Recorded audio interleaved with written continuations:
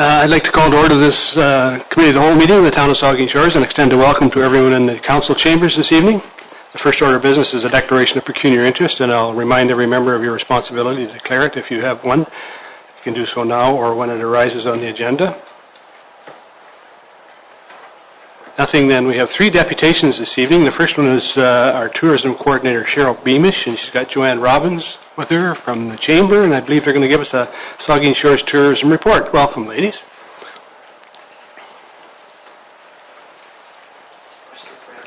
Yep. Okay, there we go. All righty, newfangled things. All right, now I won't be an hour and a half this time. Last year I kind of went over. And although I find all this fascinating, I know that I have to get through it quick. I wanted to say first that Cheryl and I have stats from Ministry of and RTO7 and RTMP, and if there's anything that interests you or the Google Analytics for our websites, please come down to the office and see us, because I can just touch briefly on it here. So I'd like to thank you all for allowing Cheryl and I this opportunity to present the 2013 Year in Review Tourism Report. And I also want to apologize for not being able to get to council sooner. You have a busy schedule. Tonight we're presenting in conjunction with our partners at the county so that you can get a better snapshot of the tourism landscape in Saugeen Shores and the area. So our short presentation tonight focuses on some key highlights.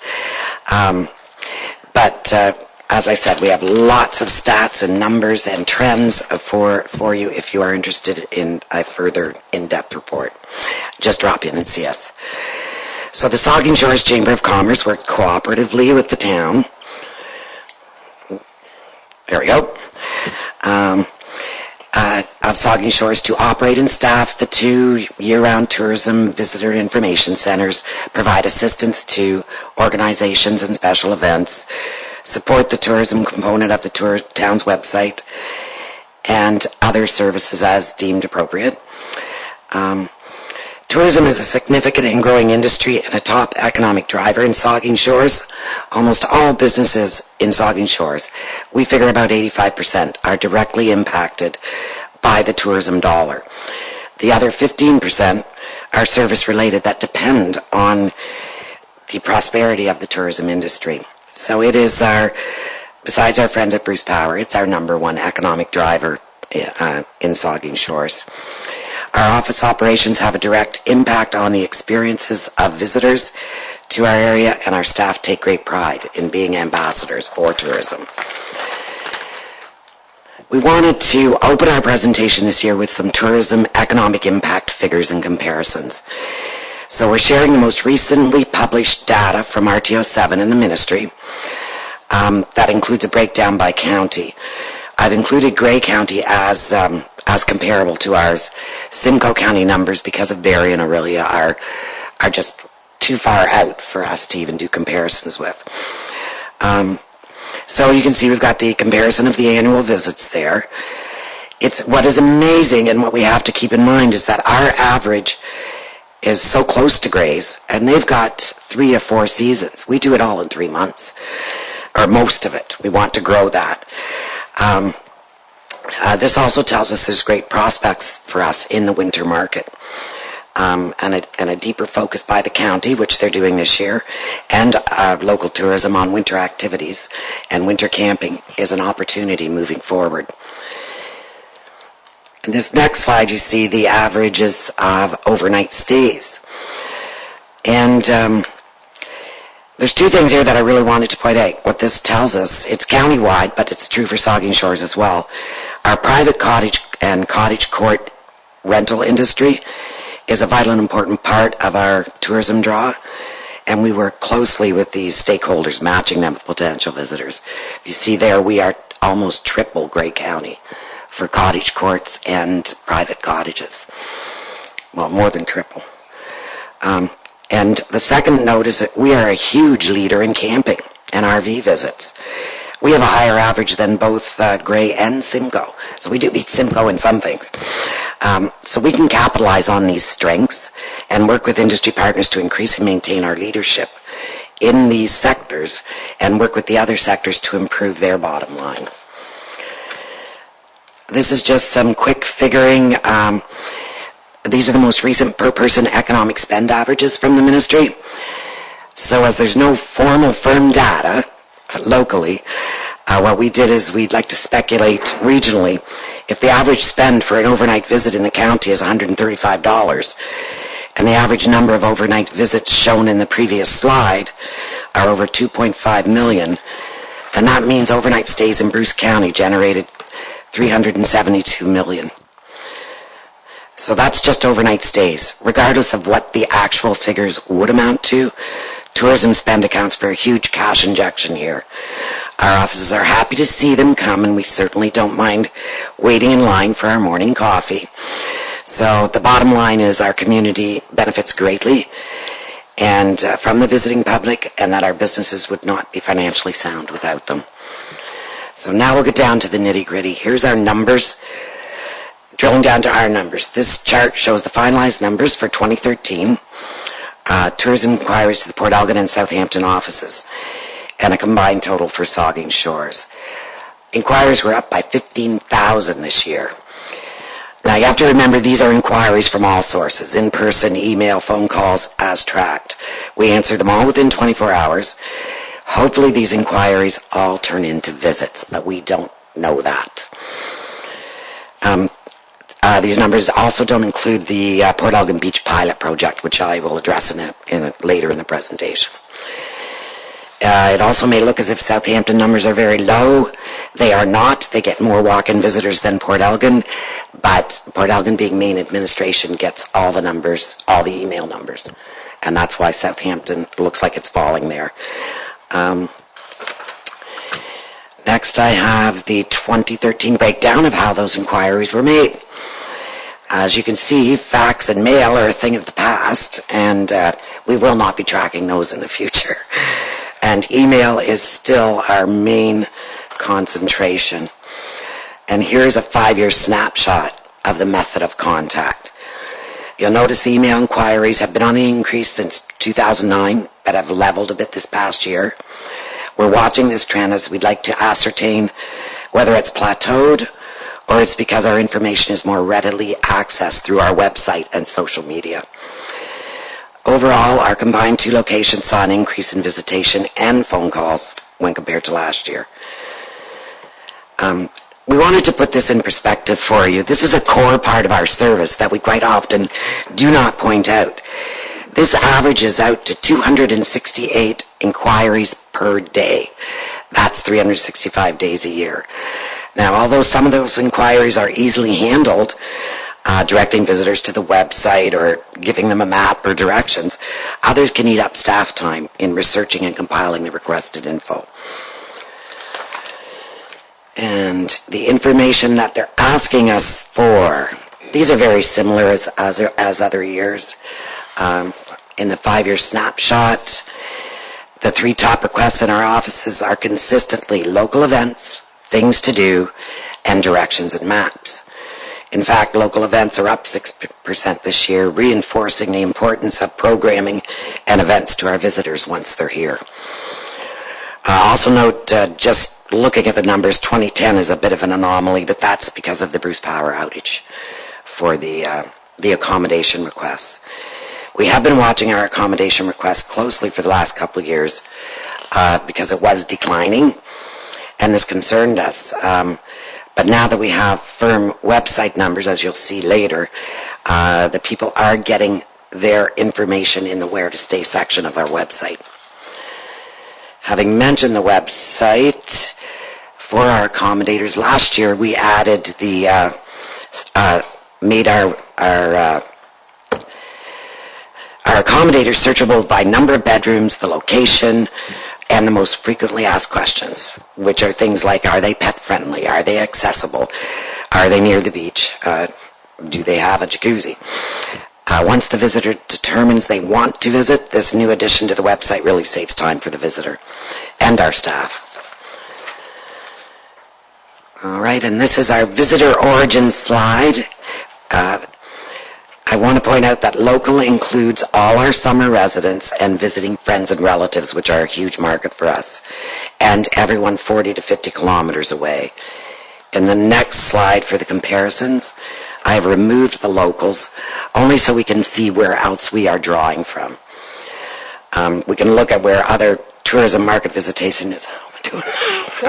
Other Ontario. So you're seeing very similar origins as previous years. Our only noticeable fluctuations are in other Ontario, which is reflected in that trend to vacation in your own backyard and doing day trips closer to home. Also, our visitation from Kitchener-Waterloo and the GTA have been down, but our advertising budget's very limited, and maybe that's reflecting that. We're not sure. And on to our website. The next few slides will deal with the website stats. Brad of Tourist Town was slated to be here for an independent presentation, but was unable to attend. So we've worked some key points of interest into this presentation. Also, as I said, the town and we have complete access to the Google Analytics for that page. If anybody wants to dig further, you can spend all day in that if it interests you. So we have the 3 tourism websites. We have Visit Southampton, Visit Port Elgin, and Visit Saugeen Shores. 51% of the visitor, they come in through the Saugeen Shores site, but that's the home page and sees the most visits. And here's the raw numbers for the websites. They are definitely up from last year. I don't have a complete list of last year's, but Cheryl and I have gone through them, and it shows a steady increase. We knew the numbers would drop while we transitioned to a new website, but they have certainly risen back up. People are staying. The bounce rate may seem a little high, and we're pretty sure that that's due to the access and egress from the shared town portal. They'll go to one site and then go, oh my gosh, no, I want to look up something on the municipal side, so they're exiting right away. So it's not unusual. 35 is a usual bounce rate. And then of real interest in the analytics is that the page views, the visitor flow, are most consistent with our percentages. It's nice to verify that this is what people are asking for. Things to do is topping the list again. But the next in line is, of course, where to stay. So that confirms our belief that more and more the visitors finding what they want online and then coming here and asking, then they want things to do while they're here. And our Facebook statistics. These are the community tourism Facebook stats. Our growth over the last year, we've almost doubled or getting close to tripling. Our largest percentage of engagement are women between the ages of 25 and 44. And when you talk to the ministry, those are the people planning vacations. So that's exactly who we want to be looking at our Facebook. Some trends. Every year we try to give you some trends where things are going. Visiting friends and relatives and pleasure travelers continue to be a huge part of our market. As I've said before, the camping and private cottage segments see the most bookings in the local accommodation sector. According to the ministry, week-long stays are on the decline in all of Ontario. We still get a lot of the family week-long stays. But we need to be ready for shorter getaways, day tripping, and efforts are ongoing to inform and educate our accommodators about this trend, that this increased demand for shorter stays can be an opportunity, and they can capitalize on that. The next is the New Canadians market, which our county has been telling us about and giving us workshops on. Our restaurants and accommodators can better serve this market. It can be as simple as a tea kettle in the room and a bowl of sticky rice on your menu. We need to meet those needs. The yurt and winter camping are growth markets, and I do believe Kim will come up and tell you that that's something they're really working on, is extending our seasons. And our demand for outdoor activity options, such as our trails, continue to grow. And our trail product is in place and market ready. This is something Saugeen Shores has really done well, and we get a lot of compliments on it. So pat yourselves on the back. And finally, we are, of course, summer heavy in demand. To save time, I won't go through the whole list, as this council is quite familiar with all our efforts in our print materials, our visitor's guide, our community guide, the map pads, the brochures, the flyers, and all of these things are available online as well. And our staff are proud to work in cooperation with and alongside various industry partners to promote and support tourism in Saugeen Shores. And I won't read you that whole list either. It changes every year, but stays the same sometimes. This is where I wanted to do. The Town and Chamber partnered for this pilot project this year to offer a manned satellite tourist information office at the Port Elgin Beach. It ran Wednesday to Saturday, July and August. To our surprise, the service was underutilized. We thought it would be swamped, so a lesson learned. There were just over 1,000 inquiries in total at a cost of about $3,300. So we don't feel continuing down that path was or is financially viable or responsible. But what we learned from this project, we learned the time of day, the prime times for possible future interaction with the visitor and summer staff are 10 a.m. and 3 p.m. So if we're sending ambassadors down to walk the beach, that would be the time to do it. And these insights led to the new pilot project as well for the 24-hour self-service kiosks on the beaches. They will be much more cost-effective to distribute basic tourist information. And we're working with the town staff right now for optimal placement and just getting them ordered. Right now, our 4 main focuses will be Millard Boulevard washroom, Jerry's Fries, the Harbour, and the Green Street washrooms. Those are prime spots to pick up information for people at the beach. Another initiative we undertook in 2013 was extended hours, open until 7 p.m. on Thursdays and Fridays in both offices. Tracking indicated that over the total of 32 hours, there were 17 inquiries, but they're not used to us being open. So we're not completely discouraged by these findings and are considering the same kind of flexibility in 2014, always, of course, depending on staffing grants. But our hope is the merchants will embrace this as well. This is part of our ongoing, if we've got the tourist information open, we need those businesses open too. And the future. The 24-hour kiosks I already brought up. We're working closely with with town staff to get those placed and in before our summer season starts. We have new added features on our tourism website. As I showed you, the visitor can look at the number of rooms and the number of bedrooms. This year we're adding a module where they can actually look at availability. So that if they're looking for a 2-bedroom for the week from July 7th to July 14th, it'll only show them ones that are available. The ones that are booked will not show up. So this is something we've always done is tracked accommodation. We haven't been able to do it in the cloud yet. So this is quite exciting for us to be able to make sure the visitor gets exactly what they want quicker, and it will save staff time. Bruce County Tourism is featuring Southampton as the stroll location for the 2014 Adventure Passport. I'm sure Kim will have a little more to tell you about that. But this it really helped in Wyerton last year, adding to their Wyerton Wednesdays, and we're excited about the stroll in Southampton being an exclusive part of the Explore the Bruce Passport. And we actually see our outreach to the stakeholders being much more effective over the last few years. That renewed interest is exciting and will encourage positive growth to the tourism sector.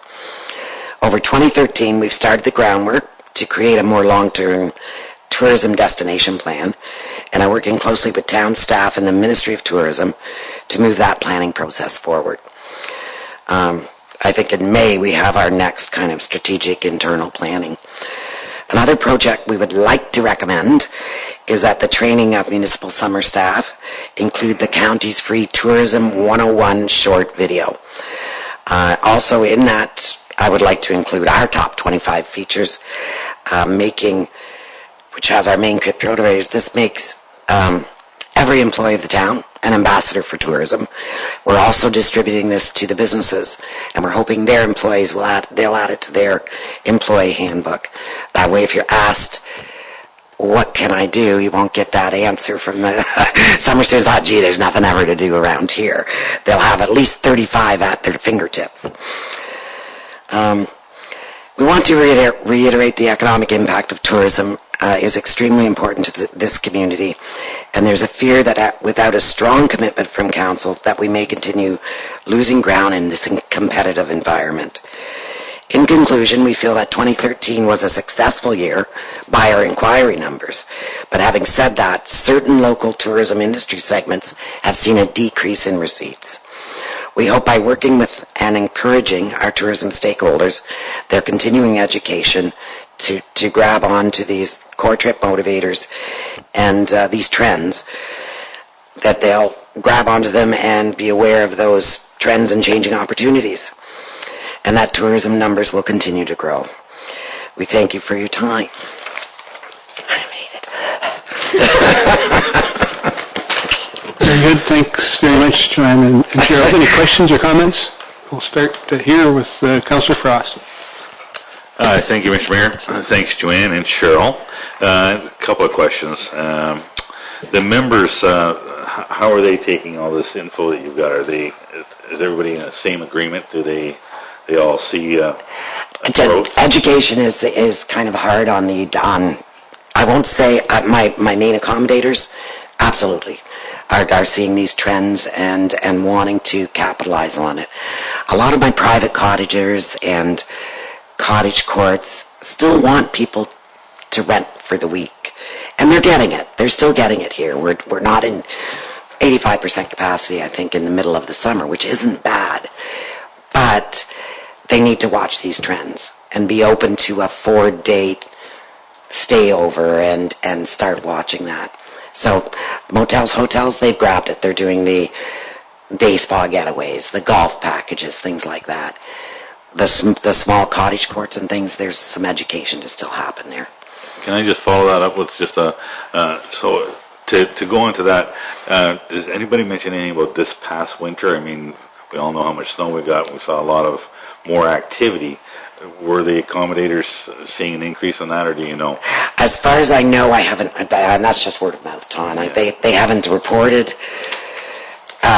good things to us or bad things, really. They're just kind of reeling from the summer some of them had. Yeah. And we're really hoping the American dollar and a few other things will pick us up this year. It'd be good to know that anyway, if we could. Yeah. Okay, thank you, Mr. Mayor. We can look into that for the 2014. Thank you, Mr. Mayor, and thanks, Joanne and Cheryl, for your presentation. This thing seems awfully far away. I just, actually, I kind of wanted to focus in on the very last thing you said in that presentation. You said, without a commitment from council, we'd continue losing ground on tourism. And I just wonder, are we losing ground? How do you mean that? How do you mean that? We felt over the last couple of years we were losing ground because we weren't at. Luke, to tell you the truth, we were used to 100% capacity through the main 4 weeks of summer, and we haven't seen that in 2 years. Bruce Power is a big part of that. I'm positive. And now our market is flooded. We have lots of cottages. So it may just be that we're getting that general angst from our members and our cottage owners and our accommodators. I don't know what the answer is. Spruce the Bruce has some answers. I think some of the advertising we're doing could be a little more direct, and not so much the social media advertising, but getting that Kitchener-Waterloo group back, because that has been declining over the last few years. If I can, Mr. Mayor, thank you. I mean, that's important to hear from you. I mean, we're doing a lot of work on various sort of groups, but I think that's really important. Yeah, and I'm not saying this council, I think I'm preaching to the choir. But I think it's everybody's, everybody's got a responsibility here, right from the business owners right through this council and the chamber and everybody else. And so, but I appreciate your candor on that. I did want to ask too, do we do any advertising on social media? Do we do any Facebook advertising? Yeah, we did last year. We did actually, 2 years ago, Brad and I went together and got a social media thing going on, actually the Guelph Mercury. And that's when we started seeing the rise last year. It came up a bit. And we we've had 3 different campaigns, which are usually, we've made them contests, and I'm not sure that Facebook is going to allow that anymore. But we did have contests going too, and we were capturing who those people were. And unfortunately, Brad's not here, but he has captured all those emails, and we're trying to include them in other offers. Okay, thank you, Mr. Mayor. Councillor Huber. Thank you, Mr. Mayor. Thanks, Joanne. I had a couple of comments and questions related to your last Some Trends slide. During budget talks here, I've often said, and it's fine you mentioned Bruce Power has an economic activity, but really the only one we have in town is tourism. So that's right. I would really appreciate if, we've got budget coming up in 4 or 5 months down the road. I think it would be very healthy for us to receive from our tourism arm an ask that relates to, tourism infrastructure and, what do we need? And your comment about, what is there to do? I've heard that quite a bit when I've been out around town, and it's great that there's these lists of 25 or 35 things to do. I guess a good plan would be to advertise more locally so that people living here know what there is to do too, because your comment about the staycations and in your own backyard, I think an untapped tourism potential are people that actually live here, and I'll just give a couple of examples. There's a whole pile of people in this town that have never been to Chantry Island, and what a great tourism activity that is. There's a whole pile of people who haven't been in the museum for lots of years either, and they comment I hear often is, well, it's $8 to get in. Well, yeah, but if you were anywhere else, you'd pay $12 to get into something. So I think that there's an untapped market there. But I would appreciate a very direct comment and about what can we as a council be putting in place that's a direct infrastructure development item. And I'm appreciative of the fact that you mentioned that the email thing is driving requests and inquiries, and also that there's the website's getting well used. I hope we're getting to a point where we're printing a lot less material, because we've been sort of talking about that for a lot of years too, because it's not a lot of money, but certainly the money's got to be spread around a little bit more. But I wanted to thank you for the presentation, but I think that you bring up a lot of interesting ideas, and we have county experience with some other communities having an influx of newer Canadians, to use your terminology, and there's some opportunities there, but there's also some things we should be thinking about. So I would appreciate you coming back in the fall with something that you tell us, and it's great that the trails are there and all, but like, what else is there? What else do we need? And it might be just more bathrooms at the beach. What are people asking for when they're here? Sure. Thank you, Joanne. Thanks, Mr. Thank Mayor. you. No other questions? Well, thank you very much, Joanne and Cheryl.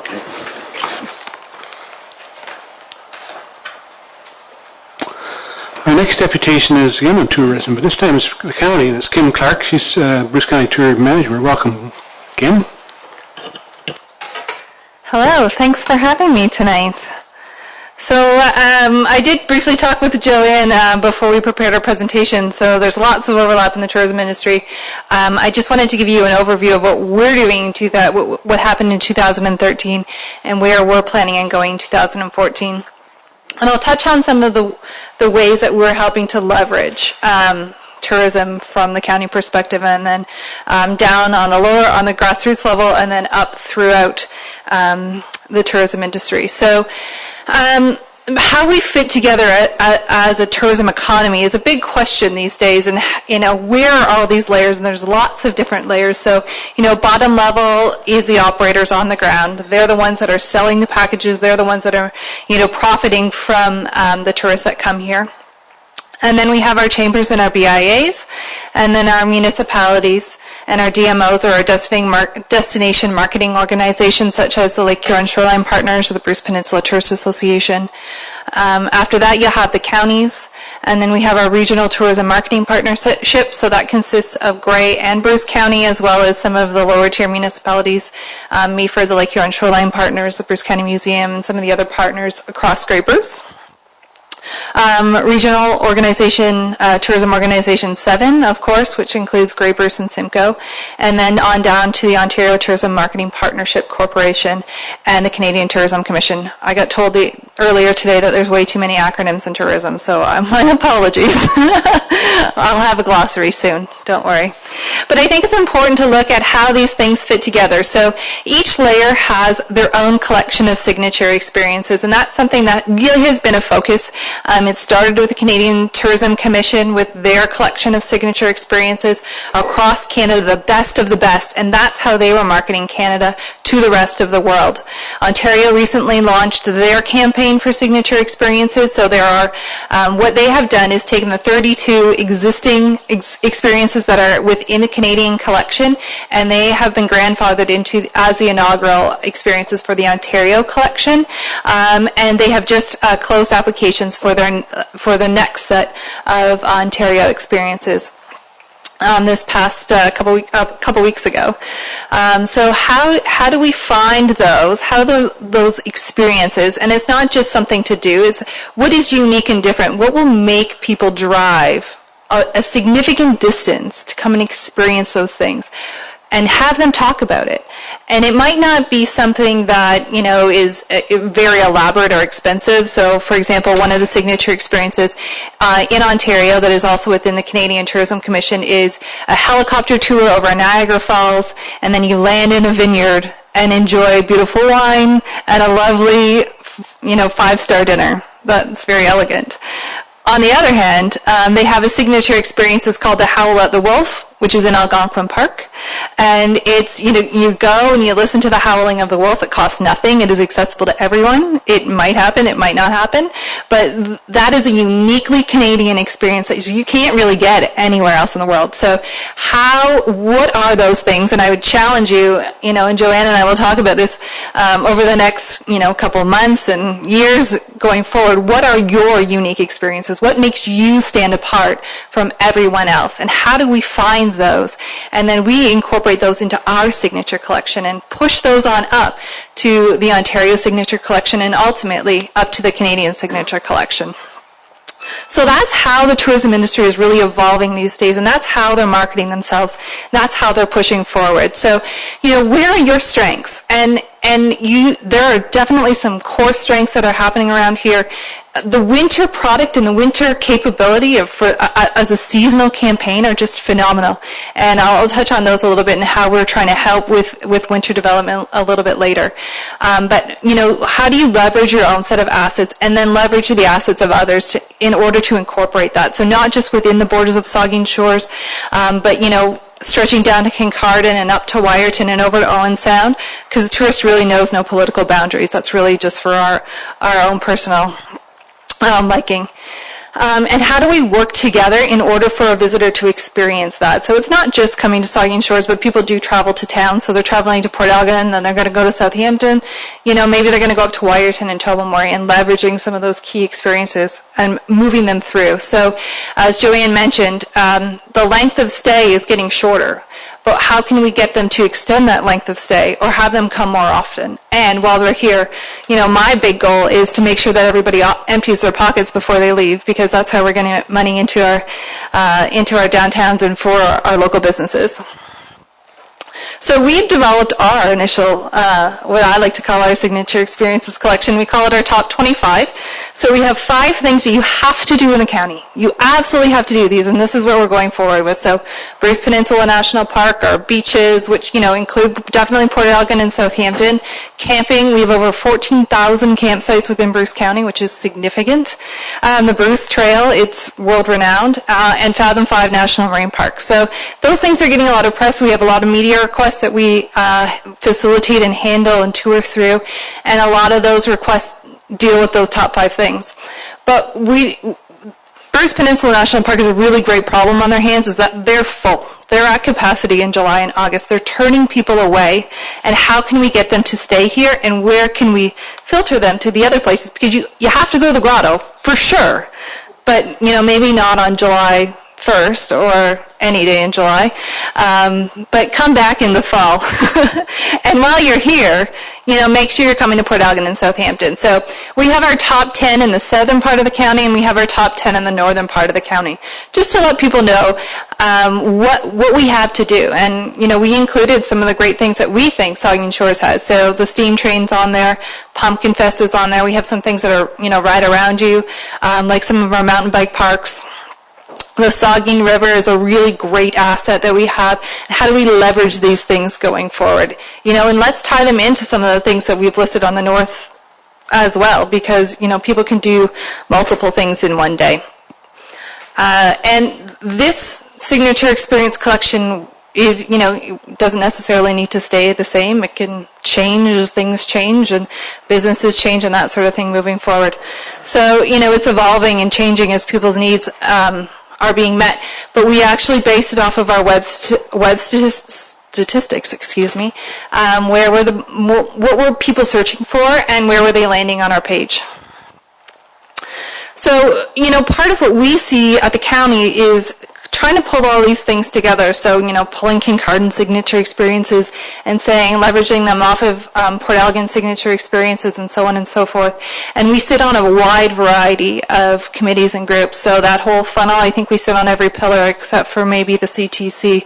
So how do we, make those connections? So, if I hear of Wyerton working on something and Kincardine's doing something similar, maybe bringing them together might be a nice fit. Or if Southampton is working on a project that, somewhere over in Wasaga Beach, for example, might be working on something similar, how can we kind of pull them together to leverage even the knowledge sharing components? Because that's a huge part of what we need to do in order to make our products stronger and attract more people in. And leverage funding. You have to have funding to, to get in the game and get skin in the game, and making sure that goes forward. So, as Joanne mentioned, it's been tight times, and it's tight times for everybody, but how do we take the pot of money that we have and leverage that forward and making it a bigger impact on the world stage? Because the tourism industry is extremely competitive, especially when it comes to marketing. How do you make smart choices in order to get seen and heard? So some of the things that we can do, again, promoting your top experiences as part of our top experiences, your experiences have to become part of ours, and, we'll push that. We have budget to reach out market. We have a significant social media following, which we can leverage and leverage what we're doing. I was on a OTMPC, excuse the acronym, Ontario Tourism Marketing Partnership, webinar the other day about the consumer segmentation. So they launched new consumer segmentation in 2012. It broke it down into 12 segments about how people take trips. And this webinar dealt specifically with travel intentions for spring and early summer. And the travel intentions for Ontario were really great, except those were just the intentions. In order to follow through, there was a bit of a gap. So what they had identified was that people are familiar with the area, they're familiar with what's going on, but they're not necessarily sure of what to do. And they're unsure if they can make a commitment to traveling to that place, because is there enough specific things for them to do? So putting that out there, and that's something that we've seen with the Ontario Tourism Marketing Partnership and their media campaigns. They're very specific about their itineraries. They will tell you exactly which business to go to, how much it's going to cost, and it's up to that business to carry through, which, might seem like it shows favoritism, but it doesn't. It actually benefits everybody else. Because once you're booked, they'll have, where are your stars to draw people in, and then they'll flow through the rest of the community. So the entire community will see benefits. That's where the signature experiences come in as well. We have a substantial image database, and we work with local photographers, local videographers, and helping you have access to that as well, so we can help share some of that imagery in order to put your best foot forward, because tourism is really very image heavy, and people love pretty pictures and they want to go to places with pretty pictures. So we have lots of those opportunities to take some lovely photography. So please have access to those. Our Adventure Passport is a really great opportunity to showcase your community as well. And as Joanne mentioned, the Southampton Stroll is here this year. So there's a main stop at the museum, and we actually have an exhibit about the Adventure Passport up in the Bruce Gallery this summer. And there's 5 additional stops in Southampton. So we did this in Wyerton last year, called the Wyerton Willie Walkabout. Say that 5 times fast. And every business owner reported an increase in sales. Every business owner reported an increase in sales and an increase in foot traffic. So throughout the campaign from May 1st to October 31st, so hopefully we'll be able to do the same thing for Southampton. And Vicki Lai will be here next month to talk a little bit more about that, because we're also having our launch party in Southampton on June 14th. Mark your calendars down. So we're expecting about 500 people there. We had about 350 people last year, and we're keeping them in Southampton. She's got all the business owners working together and welcoming everybody, doing interactive exhibits, getting people in their stores and that sort of thing. And we're also having the Bruce County Tart Off, which will be a butter tart tasting. It will be wonderful. So, that's some of the ways that we can kind of help you. So the Adventure Passport is a really great way to bring people to your community, because we know people love it. We know that people do it all the time. And the other thing we can do is help you build products. So, as we're talking with Joanne, we'll brainstorm. We'll brainstorm about some of the great things that you have, those great experiences that we can leverage. So, if it's a sunset dinner cruise out to Chantry Island, or a tour up to the lighthouse, maybe it's the cardboard boat races in Southampton as part of the Marine Heritage Festival, or the pumpkin carving contest, or the seed spitting contest at Pumpkin Fest, or something really unique and cool that we can help to leverage as we bring those into our seasonal campaigns as well. And leverage our website. I'm going to get into our statistics, but we list your events and your core attractions, and provide a free listing to every business in the county. We have a page to describe your town. We'll develop and promote itineraries, and I'll show you an example of an itinerary in a few minutes. We write and promote blogs and push those out through our social media.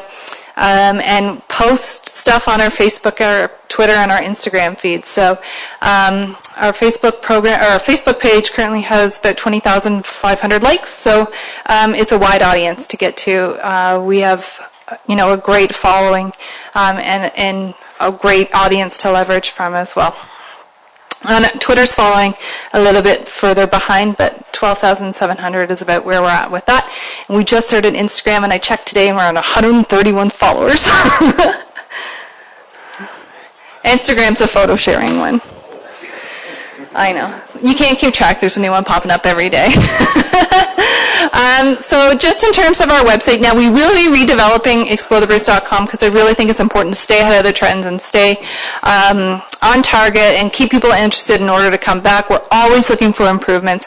But last year we had about 500,000 unique page views, visitors, and then we had over 1.5 million page views, which was down a little bit. But we did a little bit of rearranging last year, so there were a few less pages to see. So the one thing that I find is very interesting is that if you look at our mobile stats, we had 51,000 visits on your mobile phone, but last year it was over 93,000 visits. So that's tablet, smartphone, and people are traveling with them now. So paper is still very important. People like to have hard copies of things when they're traveling, but they will research online, and while they're out of place, they're going to Google it. And, they're visiting our websites and they're finding the information that they need while they're here as well. So mobile is really, really important as you move into the future. We have the Saugeen Shores Guide up on our website, as well as all of our maps and our series of brochures that we publish. And that's our travel kits, and they were downloaded 16,000 times. That's our PDF map downloads. We forgot to turn it on for 2013, so we actually didn't have zero. We just don't know. But what I find very interesting is if you look at our most visited pages, they are the things to do. So our homepage, of course, the grotto actually almost beat out our homepage. It was really close. It was pretty tight by the end. But what are you going to do? Where are you going to stay? Those are the things. And events are really high up there, especially on long weekends. I think on July 1st, we had 17,000 people come to our website to the events page.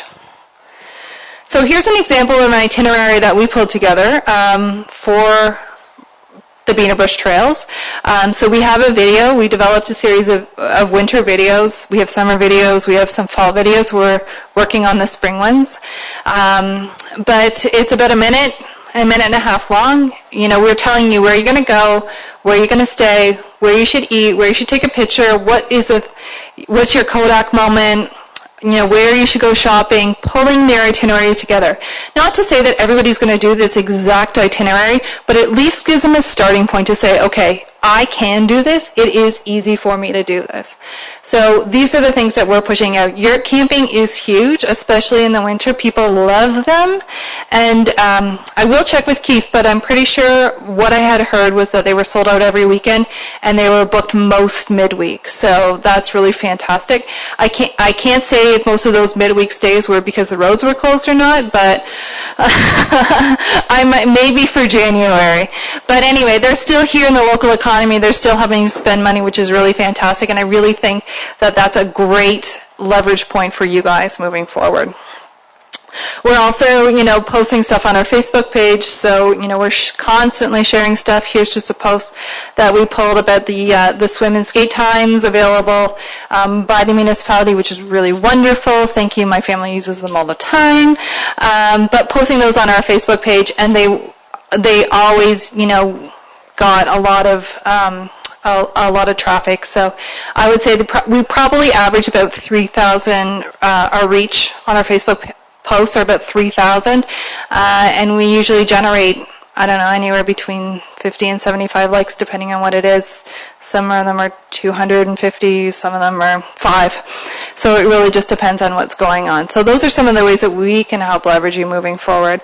But I would also encourage you to read our annual tourism report. So we pulled together a 26-page compilation of everything that kind of happened, gathers statistics from events and commentators, and kind of summarize the year as we move forward in 2013, and then how we're planning on leveraging some of those things into 2014.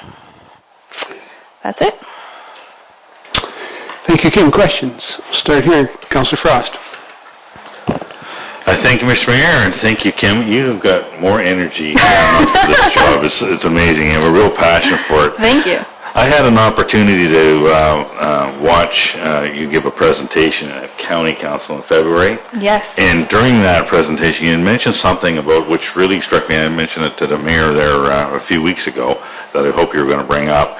Was there an opportunity that the province was going to actually advertise us, or there was something you brought up in that the signature experiences? Yeah, that we get something from the province for that signature experience.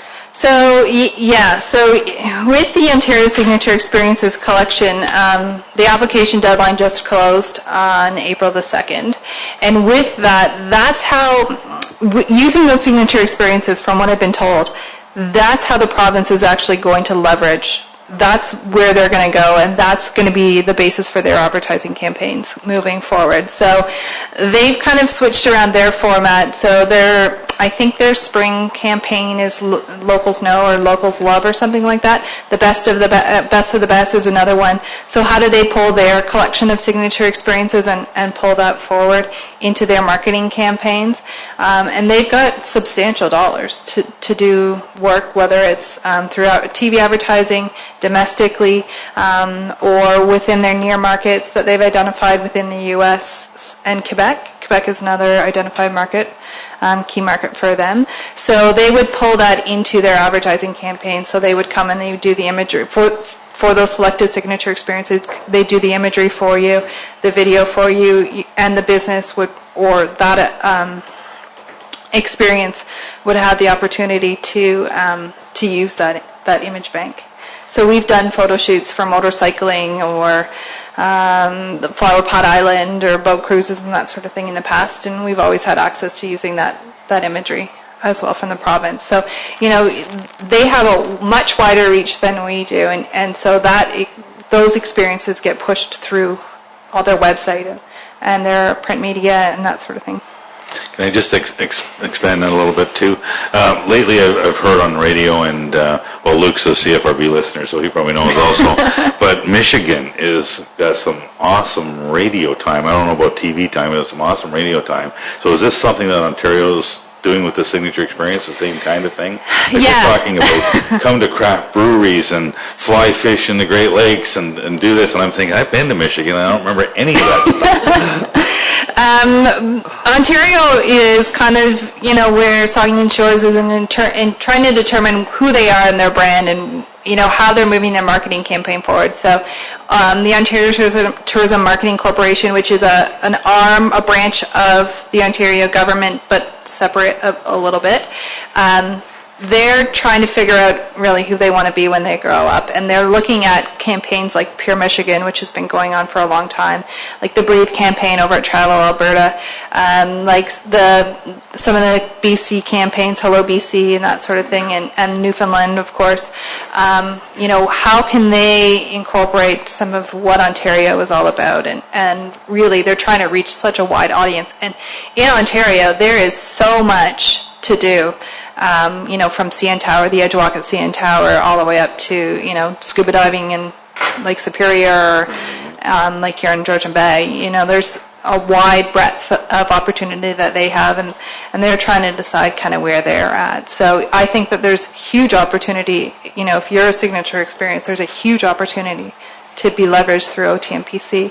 And we have a good working relationship with a lot of the folks at OTMPC, which is really great.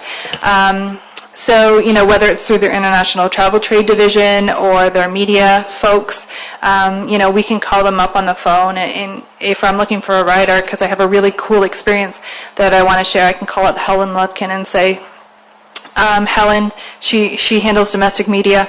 I'm looking for a writer. Do you know of somebody who might be interested in coming on a media fam? Here's the dates, et cetera, et cetera, et cetera. We can bring them up and leverage their knowledge as well. That's awesome. Thank you, Kim. Thank you, Mr. Mayor. Deputy Mayor Charbonneau.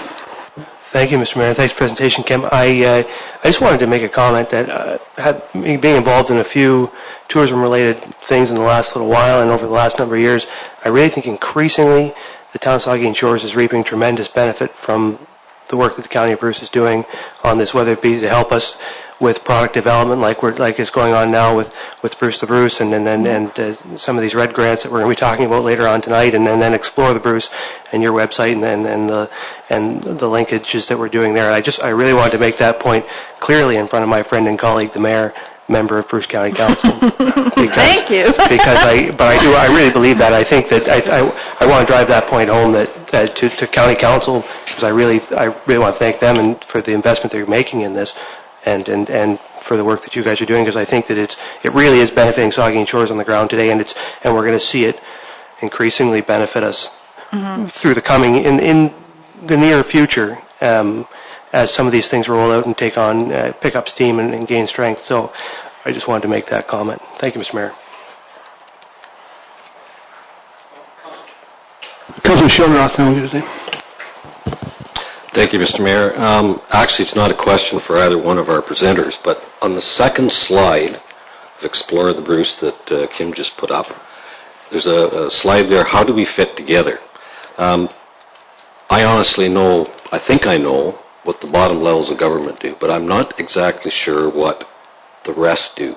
And at some point, I would like to see someone volunteer to put us a list together to tell us exactly what we get from the upper levels.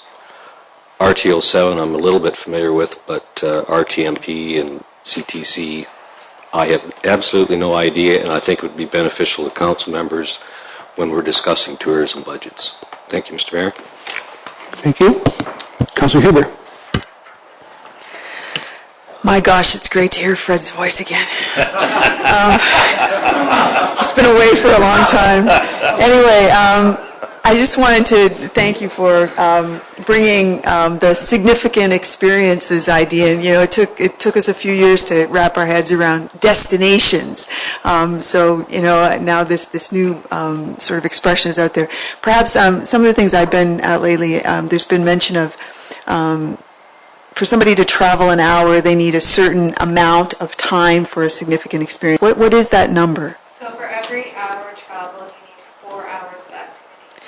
And I think that's the kind of thing that we need to be working toward, because, you know, yeah, the beach is there, the museum's there, but, you know, when you start to put the times together, you got to make sure you have enough of the package for that significant experience. And it's very interactive and involved. And so I thank you for bringing that, because, you know, we were finally grasping destination. So now we have to grasp another one. Thank you. Well, thank you. I just want to comment. I guess I get the benefit of Bruce County Council of hearing all of the reports that come from tourism, and to mention what Luke said, I know that the work that you do and has been growing substantially in the last number of years with the cooperation that you get with the lower tiers and our neighbors. And I think that's how really we get some success, is we get everybody involved, because you get lots of good ideas. And then they come together. I was really amazed at that Explore the Bruce, because I've told this story a number of times, but I stopped on the way home from Walkerton once at Paisley, and they have that little LCBO store for a bottle of wine, and there was a great big guy in there, motorcycle guy, two of them come out. And I said to the guy that I know in there, he said, what were those guys doing? Because they didn't have anything. He said they were looking for that punch clock or punch mark on the... And they did not look like the type of people that... So, I mean, to me, and I don't want to characterize them, but these were big, mean-looking guys, and they were going to go to get the Explore the Blues passport punched on the trestle. So you have a wide range of people coming. Thanks, Kim.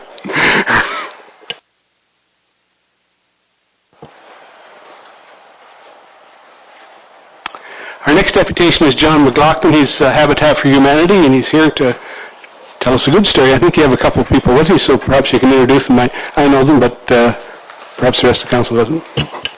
Yes, with me today is the Executive Director of Habitat for Humanity, Greg Fryer, and our Construction Manager, Al McDonald. Okay. And as I was sitting here today trying to tie this all in with the two previous presentations, it dawned on me that we could designate the Habitat build as a signature tourism activity. Okay, so put that on our list. Many of you know what Habitat is, Habitat for Humanity is. We're coming to Saugeen Shores in 2014 in a fairly big way. We've been here before, but we're coming in a fairly big way. You may have heard that we are going to be building in Port Elgin on Wellington Street. And right around the corner, we will be opening our first restore in Bruce County. And based upon what I went through last weekend at the Southampton Home Show, there's a lot of excitement and a lot of interest, and we're really excited. We can't get over the number of volunteers that have already stepped forward, so it's going to be a lot of fun in 2014. We may not have any room for tourists, by the way, once we're finished. So, anyway, so let's talk a little bit about what Habitat is. First off, it isn't a place that builds houses and gives them away to homeless people. We build decent, affordable housing for qualified families. Affordable housing is based upon the definition that a house the cost of your house should not take up more than 30% of your family income. We set that percentage at 25%. The average across Canada is 47%. Okay, so an affordable home is defined by how much money it takes of the family income to maintain the home, both property taxes and mortgage. We build these homes using volunteer labor, donated products, donated service, and donated cash. We are a registered charity. We rely 100% on contributions from people. We have, in fact, picked 2 families from the Port Elgin area to take over the house. We're going to hopefully build a semi-detached. I think it's probably been all approved at this point.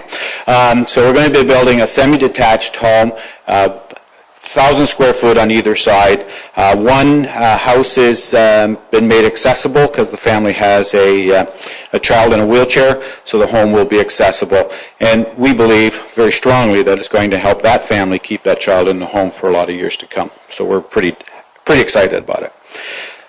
To build the homes, we use volunteer labor. We're looking at about just over 10,000 hours of volunteer hours of people working to build those homes, mainly from this local community.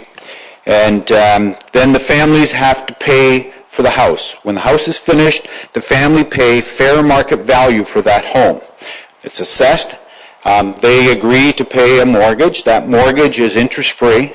That mortgage requires no down payment, and that mortgage payment is geared to their income, so that if their income goes up, their mortgage payment goes up. If their income goes down, the mortgage payment goes down. So it's kept affordable all through the life of that mortgage.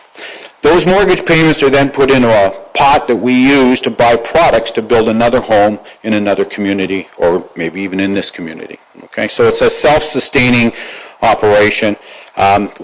We are probably the oldest habitat in Canada. Habitat for Humanity came to Canada in 1987. There's a little bit of discussion whether the first was Winnipeg or whether it was Habitat for Humanity Great Bruce. But Winnipeg has now amalgamated, so they've lost their identity. So we are now the oldest surviving Habitat for Humanity in Canada. So we're happy about that. So once the families have been chosen, they agree to put in sweat equity. So they're going to work on those homes to build them. Depending upon the family structure, it could be 350 hours or 500 hours of sweat equity they have to put in. Those families have to qualify by being currently in substandard rental premises in Grey or Bruce counties. And those families have to have the income to pay the mortgage. And once that happens, we can get started. We've acquired the land, we've got the families, we've got approval here. All we need to do is put together all the financial side of it. And that's what I'm here today for, to ask you, Saugeen Shores Council, to support our community project, because as we go forward, there's a lot of fees, permit fees and development charges and things like this. And if you look at the letter I sent, there's a list attached as to what we understand those charges might be. And we're asking you to consider waiving those fees. They come to a total of $30,878. That's in keeping with what other communities have done to support us in the past in across Grey or Bruce counties, and we would like you to consider that. Okay? We hope we can count on your support, and as I look around the room, I will tell you that we have a hard hat and a pair of safety shoes for every single one of you. So we'd love to see you on the build site. Okay, any questions? Thanks very much, John. Questions? Start over again. Councillor Froston. Thank you, Mr. Mayor. Thank you, John. So 30 grand and you want me to work there? No, it's a tourism attraction. I told you that. No, we would love to have you work there. I think I would love to do that, and actually Councillor Huber mentioned that to us earlier. But that wasn't my question. My question was, I have three of them, they're quite quick. On average, how big are these homes? That size, 1,000? Yeah, usually about 1,000 square foot. Generally, what we used to do is always build 3 bedrooms, but we met with the Housing Authority, Susan Earle, and she said that in Bruce County, we don't need 3-bedroom homes. We need accessible homes, and we need homes for single parents. So we focused on that. So we actually picked the families before we designed the homes. That's a change for us. And it's worked out really well. That's good. The other thing I was going to ask, so the the people you pick are basically just paying principal only on this, and when they're done paying, it's their home, and they've got something that they can count as their own. Yeah, the truth is, it's their home the day they move in. True, yeah. They just hold a mortgage to us. Yeah. It's theirs to do with as they wish. They can sell the home. We have some criteria that if they sell in a certain time, they can't flip the house, type thing. We maintain the right to buy the house back, so if in fact things change and they have to move out, we can put another qualified family into the home. And for that reason, we built a second home with 3-foot doors so that if that ever happened, we could make the second home accessible also, in keeping with what Susan Earle had mentioned to us. Brilliant, okay. And then the last question, if I could, Mr. Mayor, is just the efficiency on this. I know you hear different people that talk, and you have a restore, which is some used and some new, and it's offline stuff, and well, I've heard sometimes these houses aren't, like, they're used material. Nothing could be farther from the truth. Our homes are all built with new products. They're all built above code, with the extra insulation, all new products, all in them. In fact, I'll give you an example. One of the homes we built in Hanover in January of 2013. In January of 2013, their heating bill was under $50. How much was your heating bill that month? Yeah, in the place I live, So 15. Yeah, so I think these homes are built very well, very efficient. That's part of the thing. We put heat recovery things on the downpipe to recover heat from the wastewater. We've got all current stuff. This is stuff that's all done through Habitat Canada. We work to a code as to building these very efficiently. That's awesome. So. Thank you, Mr. Mayor. Thank you. Councilor Huber. Thank you, Mr. Mayor. As a Shambet, we had a presentation from John at our last meeting, and the Shambets have stepped up to the plate and are going to sponsor a day. You don't have all the paperwork yet, but we're going to sponsor a day. I just, since you have the forum here, could you, all of the people that potentially are interested, how does all of that come into play? And thank goodness when you said you built a home in January in Hanover, I'm glad you're doing it here over the summer. Way better. Well, for sure. If anybody is interested in getting involved in building with us as an individual, just go onto our website, habitatgraybruce.ca, sign up for a volunteer. You're not committed to anything, okay? And then watch. We'll be sending, once you've signed up, we will begin sending in about 2 weeks, I think. We'll start sending out updates with it to tell you what we're going to be doing next week and all this. And then you can go on and book a shift, because what we don't want to happen is we don't want 50 people to show up one day and 2 people to show up the next. So we will ask people to book a shift, and then they can book that. Then we know how many are coming. Now, another way you can, as an organization, like a council or something, is you can come to me and say, look, we want to come. If we're a sponsor, certainly if you agree to $30,000, you deserve the right to come, and you can have exclusivity that day. We'll make some great publicity. We'll get the media out and all that kind of stuff, and we'll do what we call an adopt-a-day. We also will be having special days for women, because we got some feedback from some women that they found it a little bit intimidating on a site, and so they want to have a day where we can give them special attention, where they can come and build on a Women's Day. So we will be doing all of that. Also, perhaps you can just, one of the things that really surprised a couple of Shambets and also encouraged them was that you don't necessarily have to have a great deal of construction experience, so perhaps just, They allow me on the site. No, you do not need any experience, and none at all. We've seen several times where people have learned how to pound a nail on the site, and we welcome that kind of stuff. I will say our construction manager is incredibly patient with this kind of stuff. He does a great job with volunteers, and we encourage that. And I noticed Neil Minaj has left now, but I think his wife is somehow involved in coordinating some food, isn't she? She's a pretty important person. Yes. She is, in fact, in charge of the food. There will be some days that we will, you won't bring a lunch. We'll have food for you.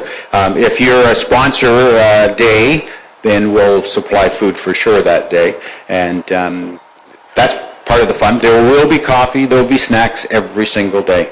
So, Thank you. Deputy Mayor Charbonneau. Excuse me. Thank you, Mr. Mayor. I will say, I think that your contribution to tourism is slightly different in my mind, and that is in your Restore building. In that project, you're going to clean up what has become sort of a rundown building on the Highway 21 corridor and clean up some stuff out of the front yard and make it look a lot nicer, I expect. And that's a pretty important improvement to our infrastructure. So I thank you for doing that, and I think that's going to be a great project. I have a question, but it's actually, I'm going to say right off that I support this, and I hope that we'll hear a report from our staff to move this forward. But my question is actually maybe best targeted at Larry, maybe. I just had the question, you guys will be coming back with this report, but with regard to the request for relief from the development charges, is council empowered under the Act to waive a development charge, or how do we do that? Can we do it? Through you, Mr. Mayor, I think we need to do a bit more research before we come back with a firm answer, but based on my past experience, I believe that you are not. I think what you could do is grant the funds, so you'd have to have a budget line item to provide, so a grant Them back. from the budget somewhere, and or there's a process to defer all or part of them for a defined period of time, but hopefully we'll have an opportunity to do some research and come back to council. Okay. Thank you, Mr. Mayor. Thank you. Anything else? Well, thank you very much. And as we go forward, I know we talked briefly that perhaps we could arrange a council day. I know we have a very skilled builder here on council, and we could maybe challenge him to get us all together and do one day. We'd love to see you there. Thanks very much.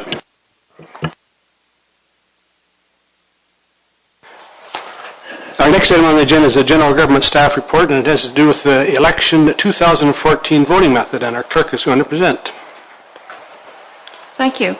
At the March 10th meeting, a recommendation to adopt the internet and telephone voting methods for the 2014 election was deferred to allow input from the public. Advertisements encouraging public input were placed in 2 editions of the Shoreline Beacon, posted on the town's website, and posted in the municipal office and Plex lobbies. The town received a total of 15 responses from electors of Saugeen Shores, who are summarized in the following page. The town received 1 written submission from a resident in Edmonton, Alberta, expressing fundamental concerns with the electronic voting, which can be found at his website. It should also be noted that Saugeen Times has asked their readers, do you think municipal voting should move to electronic?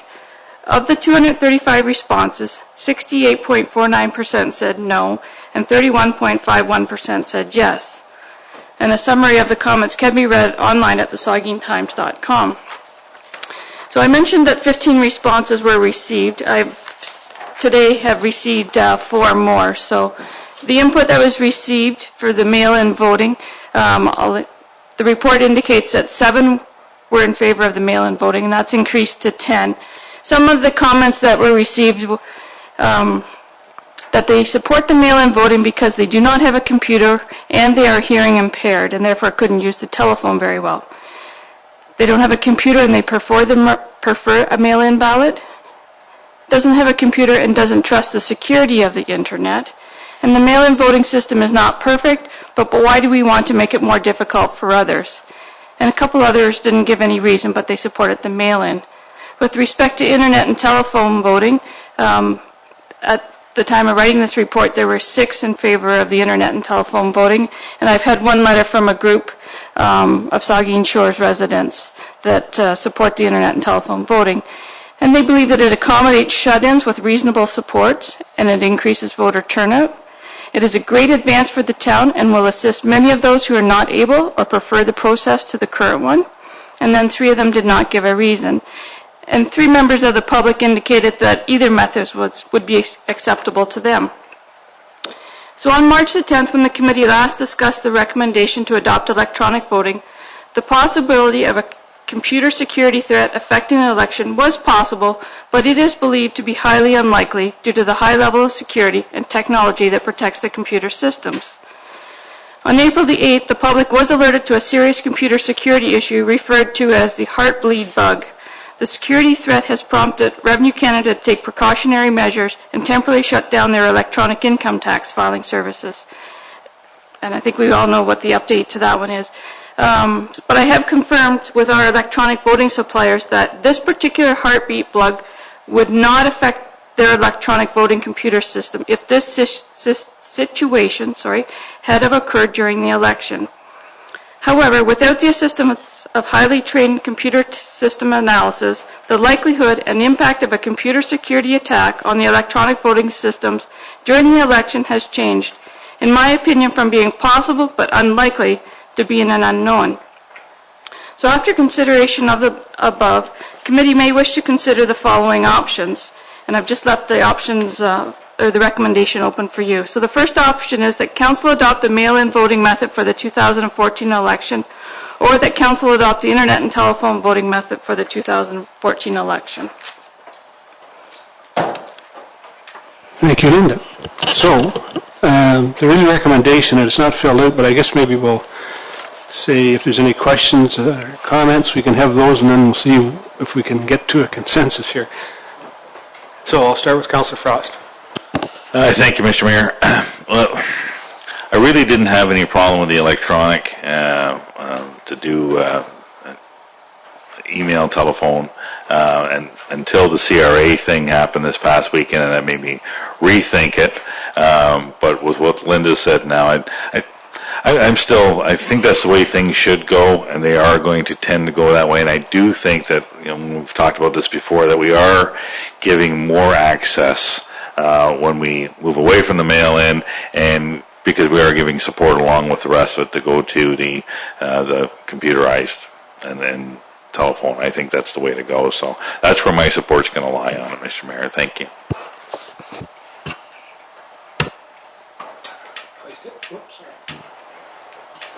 Am I on? Yes. Okay, thank you. Never too sure. I said before, I think that. You are now. Okay. I commented on this before. I believe, I'm a bit like Ton. I believe that we will eventually go this way. I think it makes sense. I would have said that it was okay whichever we voted, but after this last couple of weeks, there are people who won't vote tomorrow because of this. And I think that that's not where we want to be. So my support is with staying where we are, at least for the next election. And I would suggest that if we are going to go to the new system, that we get out there earlier than now in the election year and educate people as to how it's going to work. So that's my comments. Thanks, Mr. Mayor. Councillor Shildroth. I have to concur exactly with what the Vice Deputy Mayor has said. I have great reservations about going to electronic at this time, based on those same concerns. And I fully agree that education on the public's part, well ahead of the next election, would give ample opportunity to make sure the fixes are in place, the equipment's ready to go, and we've covered everybody that wants to get out to vote, from shut-ins to teenagers. Thank you, Mr. Mayor. Deputy Mayor. Thank you, Mr. Mayor. And I agree with those comments. I just wanted to make the point, too. It's been raised a couple of times about the question of turnout and this increasing turnout. And in my view, that is a comparison that's being drawn with the traditional voting booth type voting, where you'd see an increase in turnout from that, or from the traditional method to an internet and telephone method. And I'm sure that's true. When you compare, I think, the mail-in ballot with the internet and telephone voting, my guess is your turnout rates are probably going to be less dramatically changed from switching from one to the other. I think you might see different people vote, but not necessarily more people vote. And Saugeen Shores, I think, particularly in 2010, had excellent turnout, higher than average turnout for a municipal election in Ontario. So I think we're good on turnout. We've got a system in place that reaches out to every available elector, goes right to their home, wherever their permanent residence is, as long as they're eligible to vote. It's not a perfect system, but it's a stable system, one we're experienced with, and I strongly believe that the next council, early in its term, should consider moving to internet and telephone voting, so that there is that ample time, more than a year, years, to make the decision and then roll it out. But this has to be approached with, I think, a great deal of caution, and we have the resources in place now to fund the mail-in ballot. We'll just move ahead and do it the way we've done it, and then ask the next council to consider this very early in their term. Thank you, Mr. Mayor. Thank you. Councillor Brown. Thank you, Mr. Mayor. Without being long-winded, I don't agree with going to internet at this time also. Okay. Councillor Huber. Thank you, Mr. Mayor. One of the comments or questions that was on the online survey with the Saugeen Times was about the the time to calculate the results. And I remember the last election, Linda, what was it, 15 minutes you had the results after the time stopped? That's correct. So, obviously, there's a way to tabulate that's good. I also just, as much as I agree with the comments that have happened about, the next election after this one probably is the time to change, I'm very sad about the thought that we have 2 Canada Post outlets in this town that, this is another thing that's going to take mail out of the system. And, I just wonder about the sustainability of 2 very, very important parts of the community. So, I would be in favor of mail-in this time, but also, again, a very concerted effort early on in the next term of the new council to do the education and get the system in place to do something differently the next time. Thank you, Mr. Mayor.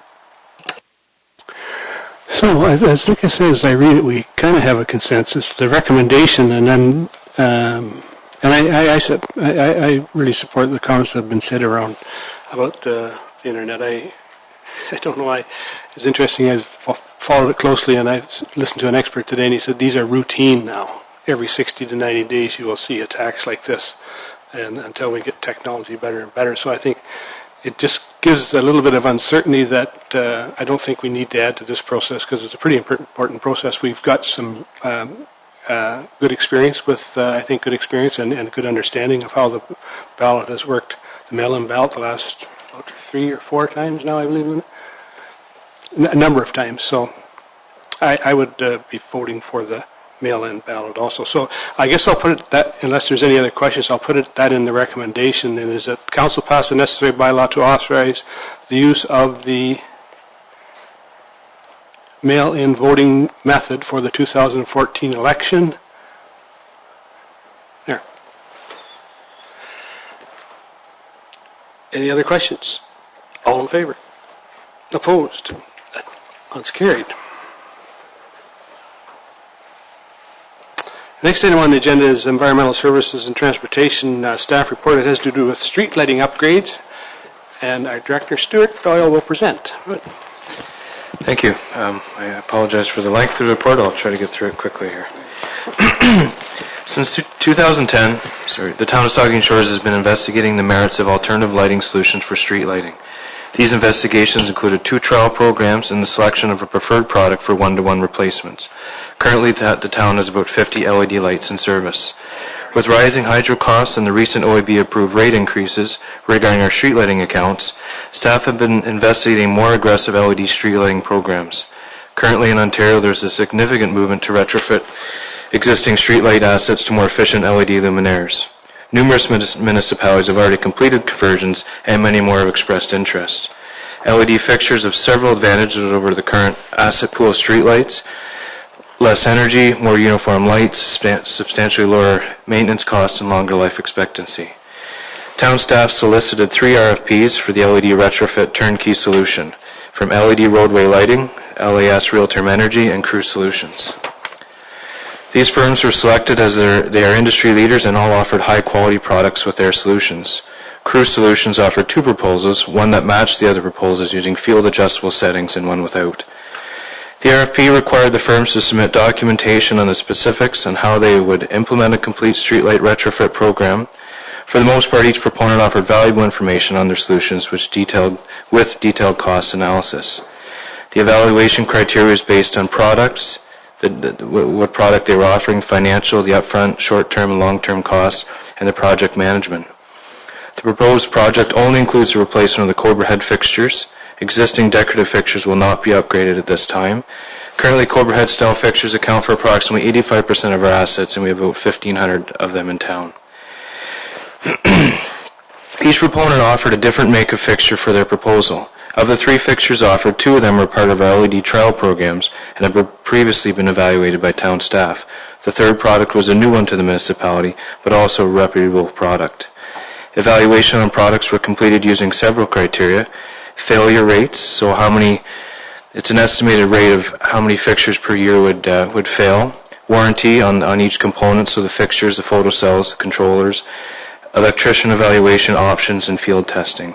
Based on the review, each proponent was deemed acceptable by staff and had comparable specifications.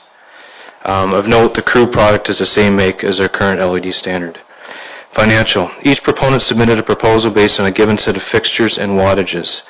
This data was derived from current inventories of town records and our local West Ontario Power and Hydro One. Based on this data, proponents were able to provide detailed financial documents that illustrated the estimated savings for a given period. Comparing the financial proposals proved to be challenging due to the uncertainty of the future cost of power and the assumptions that individual proponents needed to make. Further, based on the proposed fixture assumptions made prior to detailed photometry, the amount of power required after the upgrades varied among proponents. In an effort to review comparable data, staff used certain key variables and applied them equally among proposals. Some of the key information listed below. So you'll see there the proponents, the capital cost is in the middle there. The payback is based on the savings we would realize through the reduction in kilowatt and the annual maintenance. Of note there's 2 things to note. The 99% for the reduction in annual maintenance, that's based on a published failure rate. So each fixture has a published failure rate, which is generally very low, less than probably 0.1%. They use that in their proposal, where the other company used an estimated failure rate, which is more, we're going to be a little more conservative just in case something goes wrong. So they are comparable. I should have probably made the numbers a little differently so they look different. So any more questions on that, let me know. Although there is some variability in the proposals and future estimates, the capital costs and the reduction in required power and maintenance over the long term should be the focus. In the end, future variables will be equal among proponents, and thus the initial reading should be weighted appropriately. Staff are leery about underestimating the system power required after the retrofit and are considering a conservative estimate of 55 to 60% reduction for the cost of power for future years. It's worth noting that 55 to 60% reduction only applies to the cost of power in variable portions of the utility invoiced. The fixed portion will remain the same. Based on this, the town can expect an overall utility reduction of about 30 to 40%, or around $90,000 per year. In addition, the town can expect 80-90% reduction in maintenance costs, or around $8,000 in materials, and the ability to reallocate $22,000 in wages. With the above noted, staff consider LAS and Crew Solutions as the preferred option when reviewing the financial aspects. Project management. With a project of this size, it is essential that competent, experienced project management be provided. The product that is delivered must be reliable, as it is expected to last for the next 20 years. Proponents were required to specify certain requirements, deliverables, in their proposals that would ensure the quality end product. These include photometrics, competent installation, inventories, liaise with the LDC, routine progress reports, rewire, and so on. We'll move through. Through discussions and submitted proposals, each proponent appears ready to provide the above requirements. However, the experience of the project management firm is also a key consideration. The table below notes, about spelling the relevant regional experience. So you can have a look at that. Based on the review of the proponent's project management experience and references, staff considered Crew Solutions as the preferred option when reviewing project management aspects. So in summary, the town of Saugeen Shores received 3 detailed proposals from reputable quality proponents. Each firm offered comparable products and solutions for the LED project. In order to select a successful proponent, staff reviewed each proposal in detail and contacted selected references from municipalities with completed and ongoing projects. Fixtures, financials, and project management considerations were reviewed and compared for each proposal, and as such, staff offer the following. Based on the review, staff recommends Crew Solutions as the preferred proponent to provide the town of Saugeen Shores with a turnkey LED retrofit solution. Crew Solutions is a division of Earth Corp, which has different holdings. One of its members is Erie Thames Power Lines, which is an LDC in Southern Ontario. Crew has its own utility crews and provides several municipal services in-house, and providing this service completely in-house as well, and currently provides ongoing services to LDCs and municipalities. Based on the above recommendations, staff will proceed with detailed contract negotiations with Crew that will define warranty, timing, comprehensive cost structure, and other details. I request the Council to authorize the contract to be presented at a later date. The 2014 capital budget included $1 million for the retrofit of the existing Cobra Head street lighting inventory. Based on these costs identified in the initial proposal, sufficient funds are available to complete the project. During budget deliberations, comments were made that perhaps certain areas of town, specifically the Highway 21 corridor, would benefit from upgraded lighting styles. This cost would be in addition to the current base price, and anything more than providing an upgraded fixture will require substantial funds. At this point, staff are looking into the option to install an upgrade fixture that has previously been installed in the municipality. It may also be possible to investigate replacement for other town facilities concurrently with this program. This will include additional costs, but may be worthwhile depending on pricing. Thank you. Thank you, Stuart, for that. The recommendation is that Council authorize staff to enter into contract negotiations with CRU Solutions for the supply and installation of LED streetlights. Questions, comments? I'll start over here. Councillor Frost. Thank you, Mr. Mayor. Thanks, Stu. Just a quick question. What's the difference between crew number 1 and crew number 2, other than dollars I can see in the payback? So the initial proposal was a fixture that has variable wattage selection within the fixture. So essentially you could go up to the fixture and move a switch, and you could go from a 60 watt to a 90 watt to 110 watt. The cheaper proposal is a fixed wattage for that fixture. So we're going to look into maybe both options when we start negotiating. Perfect. Thank you. Thank you, Mr. Mayor. Councillor Huber. Thank you, Mr. Mayor. Stuart, I have a couple of questions. One just came to me today that really is related to lighting, but not particular to this report. The light fixtures have been removed from Millard Boulevard, the decorative lights. They're going back up, right? Someone asked me if it was connected to this, but it's not. No, that's part of the Southampton downtown lighting upgrade. That's okay. Yep. We just haven't finished the upgrade. Yeah, no, it was just somebody asked because there was a connection. I'm curious to know if we switch out about $1 million worth of infrastructure, is there any possibility of recycling some of the Cobra lights? Like, what will happen to them? Is there any opportunity to sell them or somehow realize some revenue from that? So we can certainly recycle the housing as scrap, and also the lights get recycled, but we have to pay a small charge for that. So the hope is that the whole fixture will be recyclable, but some will get us a profit, and some will be a loss. Okay. I am curious to know, you mentioned in the report a couple of times about the test that we had. Did we learn any lessons from that? The light intensity will be similar to what's there from the Cobra lights based on the experience we had with the test, right? Well, certainly it's a different light, and the hope is that the uniformity will be better. So what that means is you'll have less dark and light spots, where you'll have a little more uniform light, which is what you expect from the photometrics that are published on these fixtures. Okay, and I have two more things. One question, one comment. The idea of some upgraded lighting, I realize that there's an expense associated with that. I would encourage further discussion and creativity, particularly relating to lights that are approaching the downtown areas, because the more we can extend out, sort of a positive vibe related to creating a destination, that would be a good thing. So, if we can't afford to put an upgraded decorative kind of light that fits into a style all the way on the highway, maybe we can do a couple of blocks at both ends of the downtowns, because there are, anyway, so I just would leave you with that thought. My real question, though, is you mentioned savings in here, and I do find it intriguing. And I'm just curious to know how we can track this and how it might be possible or not possible to, in fact, really realize these. I guess I'll draw sort of a comparison to at home, you can cut back on your electrical use, you can change up your light bulbs and whatever, and you don't necessarily see your bill coming down. So I'm just curious to know, you've got some percentages there, and it's very specifically mentioned that there's certain things that the savings would relate to and other things. How do we, in fact, if we don't realize, how do we track some savings first of all? And if we don't realize those savings, is there anything we can do?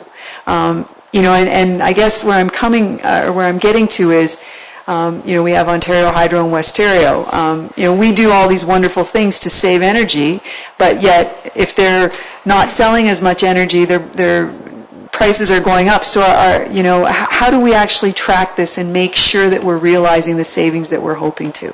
And maybe that's a question for the new treasurer, but I'll throw it at you first. Thank you. I'll try. Sorry. Okay, so the first question I think you had was how do we realize the savings? 95% of our lights in town are on a fixed rate, so they're based on what we tell Westair and what they tell us, for the most part actually, we have in town. So right now we have, say, 1,600 fixtures at 150 watts, plus a ballast, so about 202 watts per fixture. So they calculate that based on hours per use and just bill us a flat rate. So when we do this, every week they'll be getting an update saying we've removed 250 lights at 202 watts and replaced 250 lights with 90 watts. So that'll be realized right away in the flat rate system. The price is going up, you're right, that's certainly a concern of mine as well. They operate like any other utility and they have to cover their operating costs. So how are they going to make that up? They certainly would have to go to the OEB to get new rates and that type of thing, but regardless, if we don't do this, we won't realize any savings. So the rates will go up and everybody else's will stay the same. So anyway, hopefully that answers the question. CA wants to comment. I think the plan is to self-finance this, so the budget line should be showing a contribution to replace the loan to reserve, and that should ultimately end up with what our capital expenditure will be. Deputy Mayor. Thank you, Mr. Mayor. I just had a comment to make about the decorative street lighting element of this, and I had been one of the ones who was talking about that when this first came to council during the budget, that might be something good to see. I think what I would rather not see is us going through a process of doing an upgrade fixture just to end up with an upgraded Cobra head, which I think is maybe what we're actually talking about here is a possibility of just doing a nicer looking Cobra head light, which is all well and good for what it is, but I think if we're going to, I just want to make the point that if we're going to spend money on doing decorative street lighting, which is important, which I think we need to do, let's not build a nicer Cobra head. Let's save our money and have partners with our BIAs and Chambers and whoever else and build nice decorative street lighting in the downtown cores. And maybe, as Councillor Huber says, it's just a couple of blocks or a small area, but that's what we need. That's what we need in this. We don't need nicer Cobra heads. I'm quite happy, quite content with just the regular run-of-the-mill Cobra head where we have Cobra heads. And so I just wanted to make that point. Thank you, Mr. Mayor. Thank you. Councillor Shillroth. Thank you, Mr. Mayor. I have no objection proceeding with getting more information. I also want more information on the part at the bottom of the report for the Highway 21 corridor. And the last part that I'll be looking for, because we've talked about financing it from ourselves, I want to see whatever we spend, what impacts on our reserves are, and what other projects besides lighting might be limited. So I'm not convinced yet that we'll do any of it, part of it, or all of it. I need more information. Okay. I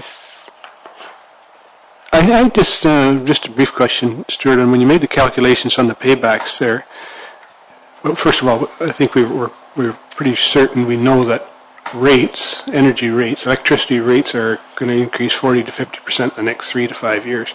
That's what the minister said. So were those increases included in the calculation for the payback, or did you use a fixed rate? It might be in there, but it didn't stick right out to me. It's not, you're correct.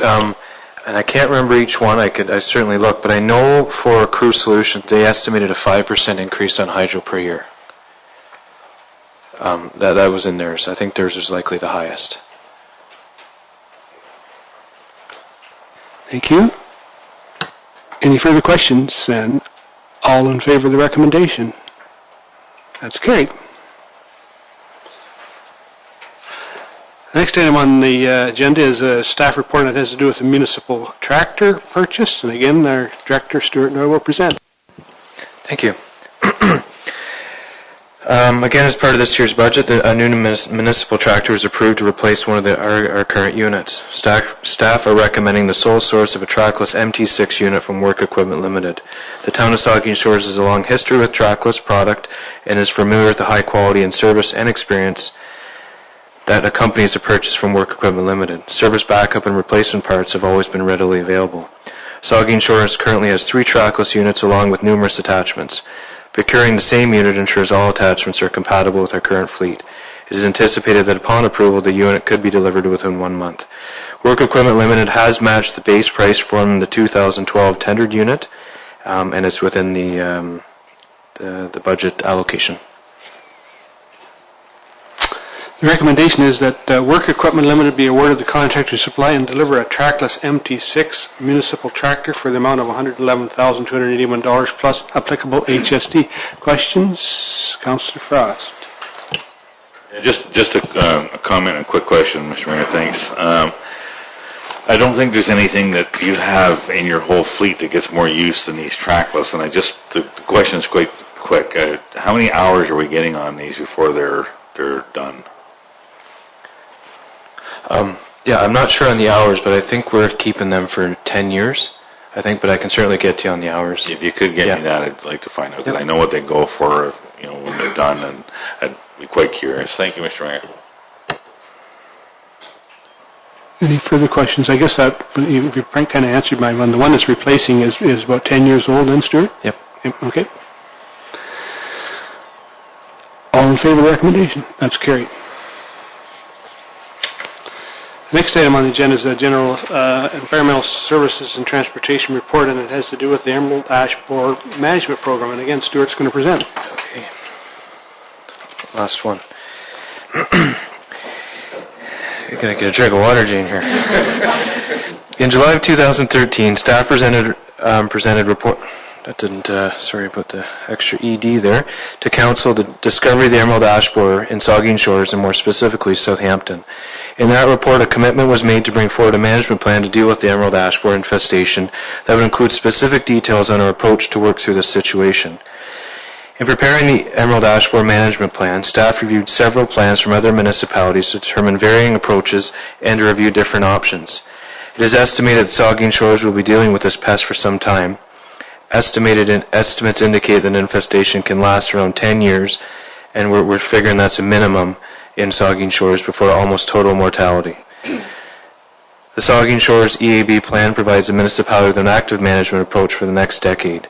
The plan has several sections: background on the species, identifying the pest, details on the town's active management plan, and the financial impact of the plan. The plan details what components are included in the plan and how the municipality will deal with the options.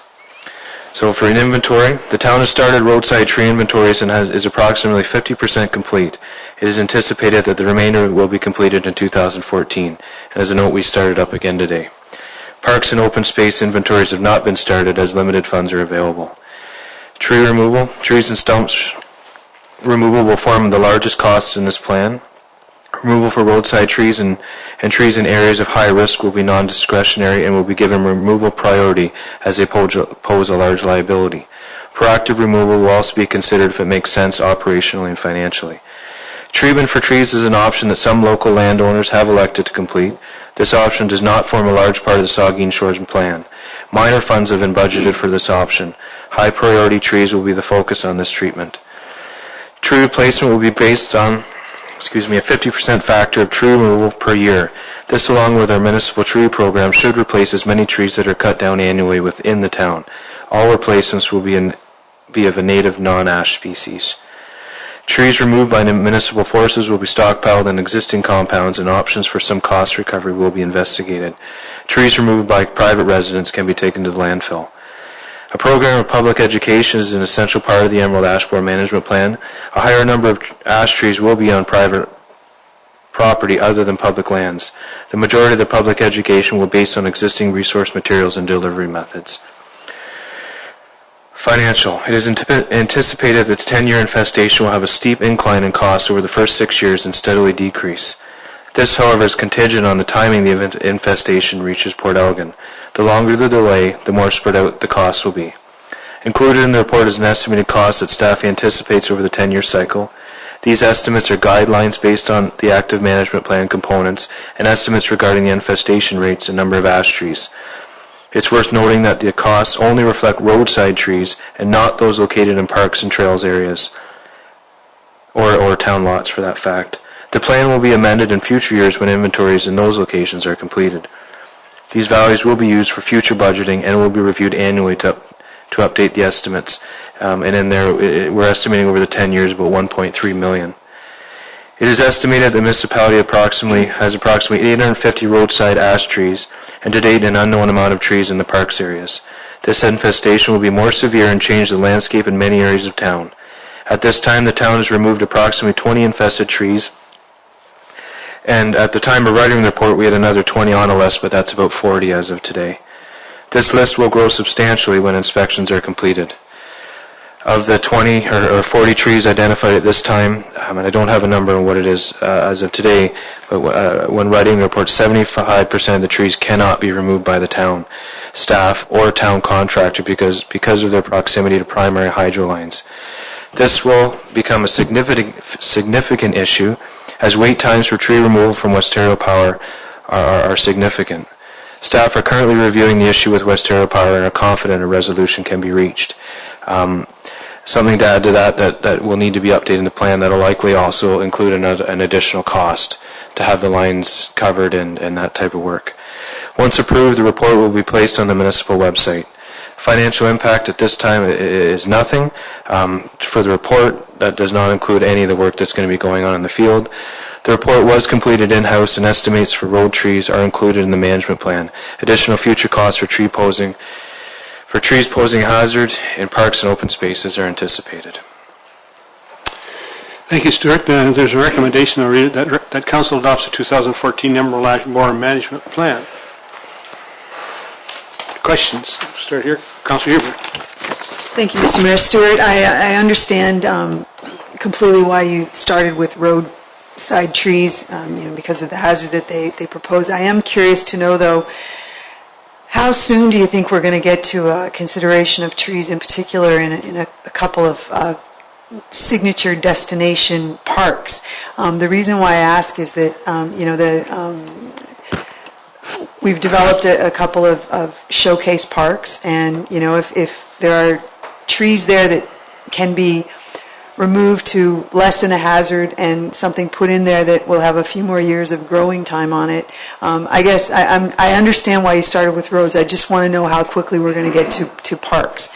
And, certainly the trail situation is there too, but I'm just curious. What do you think? I think Jane's maybe going to field that. Yeah, obviously it's a different process to do our parks and trails and a far more tedious process to do it. We've reached out to Bruce County to help us through an education process, and we will do it with our limited resources that we have within our department to analyze our parks and our trails and coming up with a perimeter of where we feel is a safety factor for our parks and our trails. So we'll be doing that in-house, but it's going to be a far long, tedious process to do as opposed to doing along the roadsides.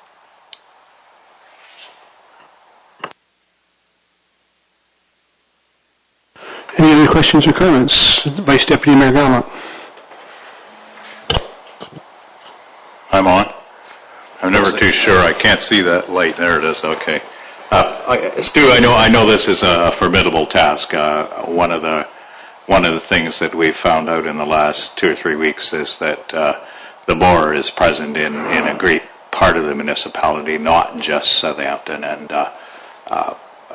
one of my concerns is that as we get into this, we need to be very proactive in getting those big ash trees down ASAP. I've walked through bushes in Lambton County where you literally cannot walk. It's not safe because every tree is like this, and the next one's on top of the last one, and it's got to where it's just about impossible to take a tree out or go in there with a tractor or anything. So these, somehow or other, we're going to have to deal with this as quickly as we can. I guess my question, Stuart, has there been any consideration to seeing if there's any salvage at some of the economic value? I know that I myself and most other rural landowners have went to the timber companies and said, hey, ash is still worth something. It's not worth as much as it used to be. But is there a possibility of being able to salvage some of these logs? Because there are some very large ash trees which are, at the moment, marketable. And much as I don't like the idea of going in and cutting down all our ash trees, a lot of these are going to be lost one way or another. And if we can salvage something that lets us replace them with something else, I think that's probably a smart move. So that's my question, Stuart. Sure. To the one comment about working quickly there, what our fear here is that we might be in year 3 or 4 already, and we're looking at 40 trees already, which is probably higher than our year 2 estimate. Your next comment about the dead trees, we certainly know that taking a live tree or recently infested tree is a lot cheaper and safer than taking a dead tree. So proactive is going to be part of this, but we have to work within what we have as well. Your question about cost recovery, as well as there's a limited market for trees within towns because they don't like sawing them because of old fence rows or nails or that type of thing. So we are going to try to stockpile these and see if we can find someone to come in and perhaps find a second use for them. I think firewood's likely going to be the best that we can get, but we'll certainly look at everything we can. Thanks, Stuart. Deputy Mayor Charbonneau. Thank you, Mr. Mayor. And Stu, just to begin, I hope that you're taking time to sleep. I mean, you've got all these reports and then about 6 dozen on the council agenda. So, lay down for a bit and don't work all the time. I wondered though, you're in the plan. One of the things you talk about is treatment. It's a very small treatment program annually. And I just wonder, how are you envisioning you're going to carry that out? Are you thinking you're going to use existing treatment programs like through SVCA or somebody else, or are you thinking about training somebody in-house, one of our already certified pesticide applicators perhaps, to do that work? Any thoughts on that? As you know, there's only two currently approved contractors for triazine in the area. A recent conversation with a fellow from Hanover indicates that he's got approval for his staff to do the treatment. I'm not sure how, so that's something we're going to look into. The issue with the treatment is it's a large upfront cost, and there's costs over the next 3 to 4 years, which, looking at the overall cost of over $1 million now, how do we best spend that money? Do we get rid of them and put new trees? And so certainly we could look at it and at the next update, see what we can come up with. My only thought was that if you are considering training a staff member inside to apply the pesticide, you may consider offering that service to the private property owners on some basis that you're comfortable with for return, and that could help to offset some of this program in the municipality. I think the public would recognize the value of the municipal effort on this front. It would also help us educate private property owners, which is definitely the larger part of this problem. I mean, we're talking about 850 trees here, which is a lot of trees, but considering how many there are in Saugeen Shores, the municipally owned ones is just the tip of the iceberg, right? So we need, and you've got that in the plan too, a public outreach, but I would suggest that maybe consider, if you are thinking about training somebody in-house, to perhaps provide that service. I know the Conservation Authority has done it with some success. Thank you, Mr. Mayor. Do you have questions or comments? Then all in favor of the recommendation? That's carried. The next item on the agenda is the Planning and Development Staff Report, and it has to do with the deeming bylaw for Victor and Norma Wells, and our Development Manager, Bart, will present. Thank you, Mr. Mayor. Victor and Norma Wells are the owners of two adjoining lots on Summerhill Road in Southampton. The owners would like to merge two lots, forming one larger lot. The purpose of the merged lot is to allow the proposed construction of addition to the existing dwelling located at 223 Summerhill Road.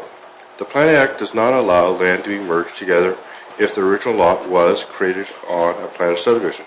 Therefore, it is necessary to pass a deeming bylaw. Once a deeming bylaw is passed and registered on title, the two properties are transferred into the same name and will be merged together. Thanks, Bart. The recommendation is that Council authorize a bylaw to deem the lots described as lots 34 and 34 on Plan 3M, must be 35, is it? Sorry, it's probably 35, right? Maybe I can't read it. That Council authorized by bylaw to deem the lots described as lots 34 and 35 on Plan 3M 153 not to be lots on a registered plan of subdivision. Any questions or comments? All in favor then? That's carried. The next item on the agenda is a staff report, Community Services and Parks and Recreation report. It has to do with the Bell Telecommunications Site Agreement, and our Director Jane will present. Thank you. Staff presented to Council in February of this year approval to negotiate with Bell Mobility to establish a telecommunications tower at the Port Elgin Airport. Recently, their network planning department has become aware of a coverage deficiency in Saugeen Shores along the beach shoreline and at McGregor Point Provincial Park. In order to achieve a reliable wireless network, Bell must provide a seamless transmission signal to alleviate any gaps in coverage. Gaps in coverage are responsible for drop calls and unavailable service to clients. The attached agreement outlines the lease of a 15 by 15 meter and equipment space in order to establish a telecommunications site to improve wireless voice and data transmission quality to be located at the Port Elgin Airport with a 45-meter tower. Unless notification, the agreement shall automatically extend for 3 successive 5-year terms on the same terms and conditions. Bell Mobility provided an opportunity for residents to ask questions and express concerns.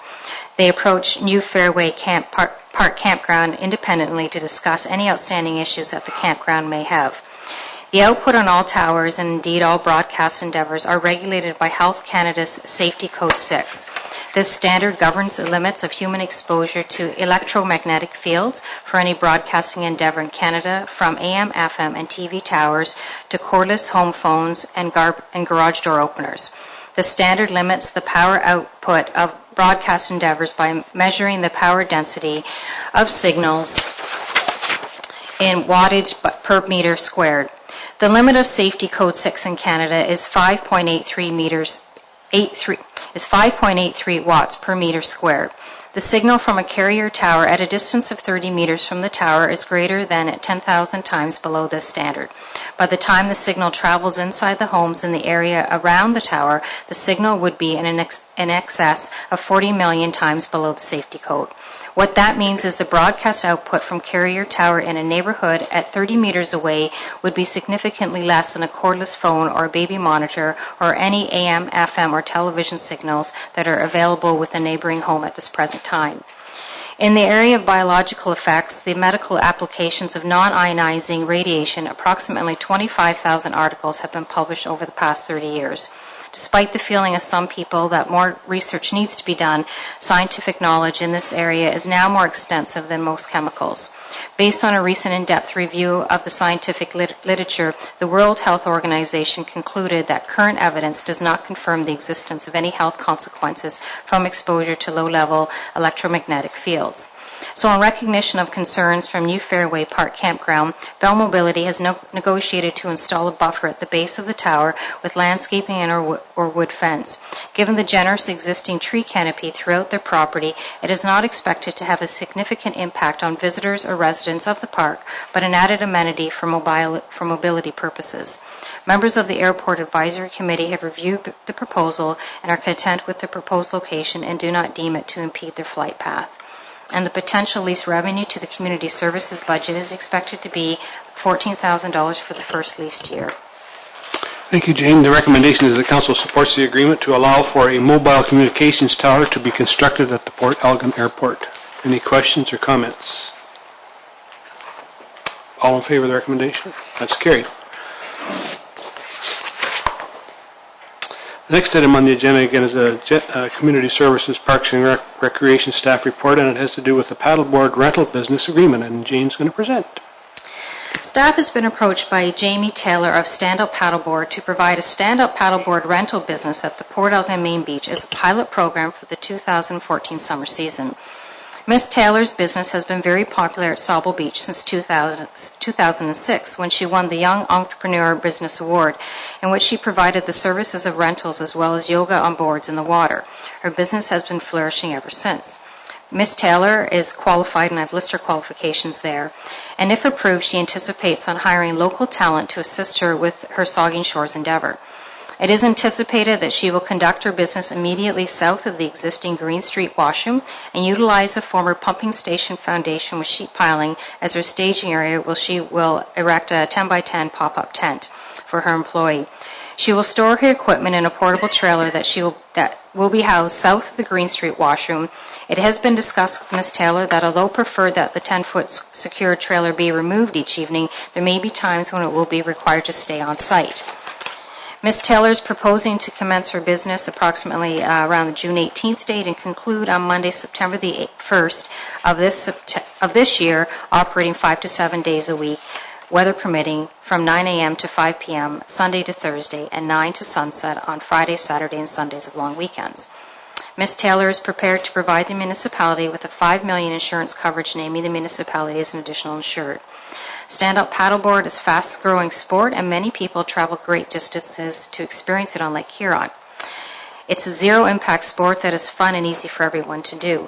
Anyone can enjoy the activity without any damage to the environment, and staff feels that this service will be a positive impact to the waterfront and another activity that provides a positive experience to our patrons.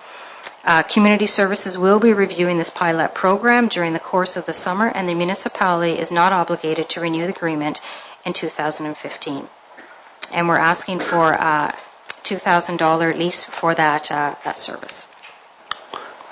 Thank you, Jane. The recommendation of the council supports the approval of a paddleboard rental business at the Port Elgin Main Beach as a pilot program for 2014. Questions, Councillor Huber? Just for clarification. For clarification, Jane, your report says that the lease revenue is $200. It is $200, my mistake. Okay, well, $2,000 makes me feel better. I'm totally supportive of the idea of encouraging young entrepreneurs and having more activity at the beach. I'm not, though, supportive of the idea of giving up public resources when in such a way that there's not sort of a comeback to the community, because we have other businesses at the beach that are dealing with leases and rental agreements, and I'm not convinced that the space that would be occupied every day is used by other people, has a place where people with mobility issues hang out there, so there's an issue there, but also the idea of storage at the beach on an ongoing basis. And yes, there's a comment here about how it wouldn't be overnight. I hope that happens, but $2,000 seems reasonable to me. $200 seems like there's a question there. I would be curious to know from you if you have any understanding of what the situation is with Sauble Beach. What is their agreement?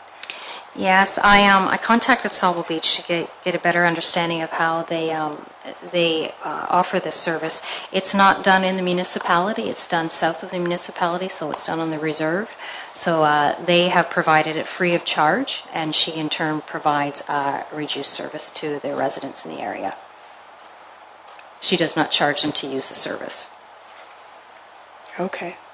Well, I don't think we're being fair to our other opportunities at the waterfront and also we put in place a fee for people to have a sidewalk cafe that I know we've talked about that on an ongoing basis, but I guess I'm hesitant about the $200 for this, although I see it as a wonderful opportunity and a great thing at the beach. The fee seems a little low in comparison to other fees that we have. Thank you, Mr. Mayor. We discussed the price, and the price was derived from the price that we charge for our vendors right now that provide our hot dog stands. So we thought, because it's a pilot year, we would try to do it as a comparable price at this point and renegotiate or reevaluate at the end of the year.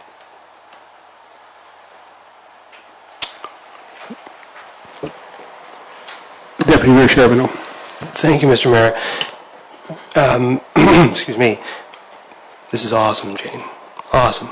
And I think I just want to say, I think any business owner down there who would be upset that they're paying a different retail rate or rental rate than we are, than this person is looking at the whole thing all wrong. Because what we need down there on the beach is stuff going on. We need things to be happening, and that's going to bring people to the beach, and it's going to have people in the doors of all those restaurants. We need activity down there, and this gives opportunity for somebody to do something there that attracts people and that keeps them there, and all those things we just heard from our tourism people is experiences that they need to want to come here in the first place and spend their money in those establishments. And so I think that this is a great thing, and I'm really happy that it's made its way up through staff, and we're going to get some approval to have this happen, because I think it's just we need more of these things to happen, and we need to reduce the impediments, whether they be financial or otherwise, to allow more things like this to happen. So it's really encouraging to see, and I'm fully supportive of the rate. Thank you, Mr. Mayor. Other questions or comments? Councillor Huber. Mayor, can I ask a follow-up question? Jane, do you have any information as to what her rental rates would be? Sorry, she did not provide that for me. Thank you. No further questions then? All in favor of the recommendation? Opposed? That's carried.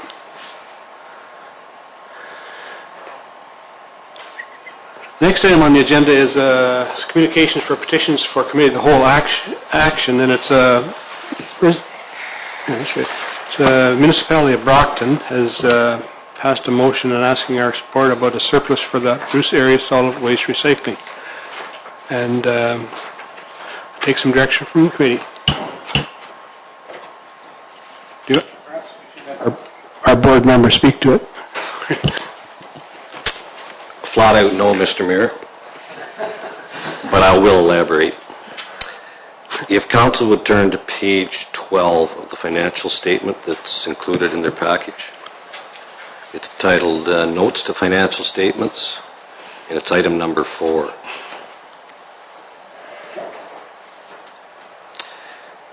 It lists the reserves. So we have working funds, we have a building reserve, and capital equipment.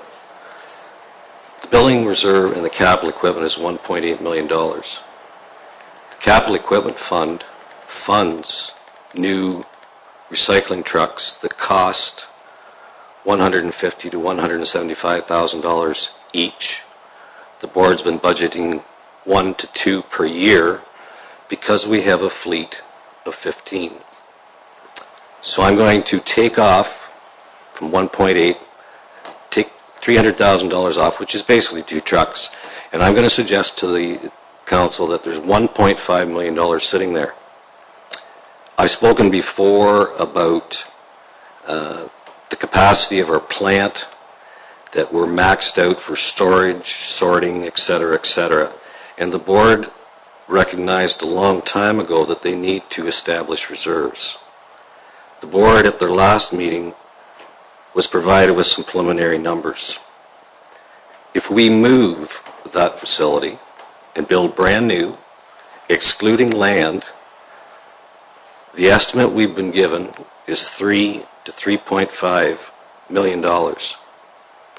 Option 2 that we explored was buying a already existing piece of property that required major renovation.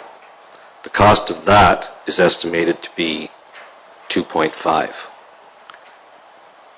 When you analyze both those options, the first option is 3.5, you subtract 1.5, that's a $2 million deficit in capital. Saugeen Shores' share of that would be $458,000. Our share on option number 2, which is basically 2.5 minus 1.5 in reserves, this $1 million shortfall is $250,000 approximately. That's a significant hit to capital in this community. I am dead against refunding money until we at least meet the minimum option 2, that we have to have $2.5 million in that reserve. I'm not sure all the information was shared with Brockton Council. I'm disappointed in that. But these are the numbers. They were presented by Mike Bolton from BDO. And I would suggest that if Council would like further clarification on the financial statements, I'm pretty sure Mike's going to be here relatively shortly presenting ours, and that would be a great opportunity to ask him on these. So my recommendation is to say no to that, Mr. Mayor. Thank you. Okay, I'll go here then. Deputy Mayor Charbonneau. I'll second the motion by Councilor Charbonneau. Any other comments? I had perhaps one comment. I think perhaps if your explanation is very, very good, Fred, and I think if that information and what that money was going to be used for was shared a little better, maybe it might solve it. I'm not too sure. You know, like you said, you don't know what information was given to those councils to make that decision, but perhaps it would be worthwhile for the board to say. Yes, I agree with you, Mr. Mayor, and I think at the last board meeting, most of our member municipalities were on board with not supporting that resolution. Okay. Any further comments? All in favor then? That's carried. I guess that's the end of it, isn't it?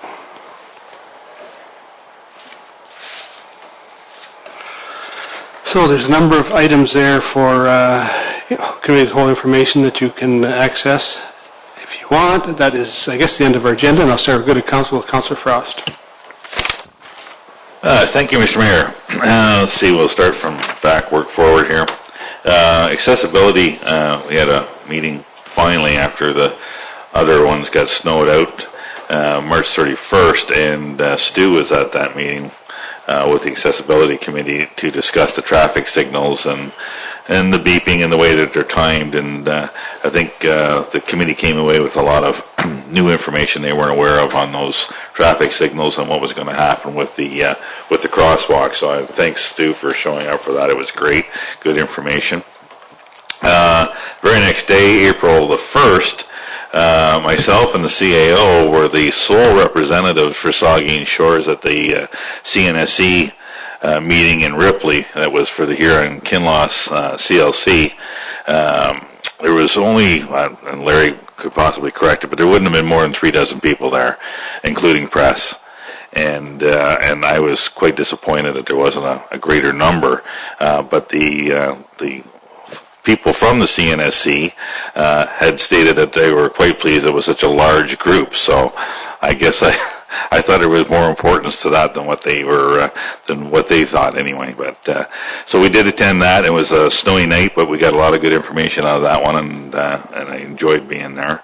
And then April 7th, Rail Trail meeting, and they're getting ready for their annual general meeting and planning their big 20th year anniversary, I believe. It's coming on quite fast, so there wasn't anything new to bring back to council from that rail trail meeting, but there will be coming up here in the next month.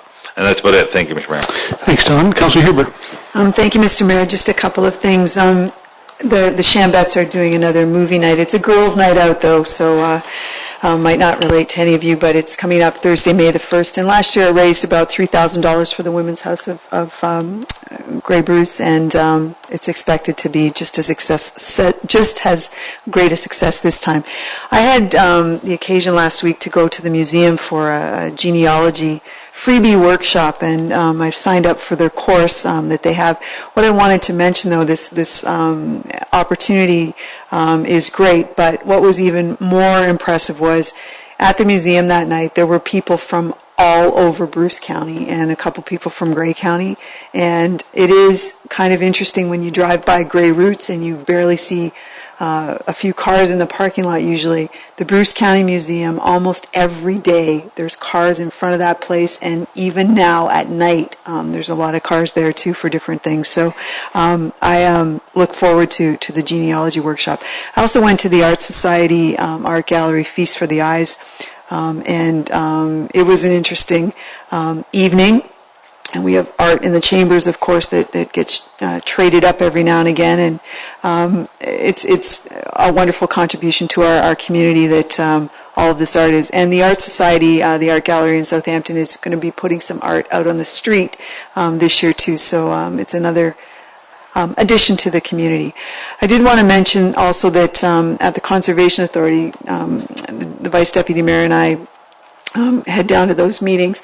Like here, I'm the only female who sits at the table there, which is an interesting experience in itself. But one of the things that's coming with the Conservation Authority is there'll be some discussion concerning the camping at the Bluffs, which is in our community, and it will be an interesting exercise. They provide a very nice facility and a nice service, but the Conservation Authority perhaps doesn't need to be running or managing a campground, so there might be an opportunity to bring in another supplier. So hopefully we'll be part of all of that, and it's an interesting thing for the next little while.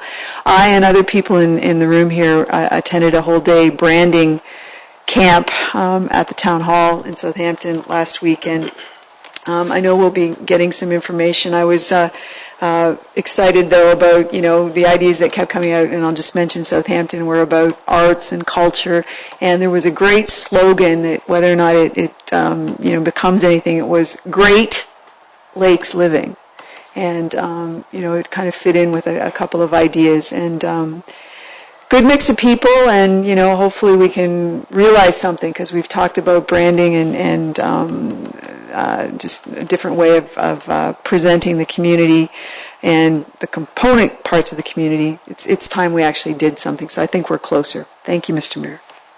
Thank you. Councillor Shildroth.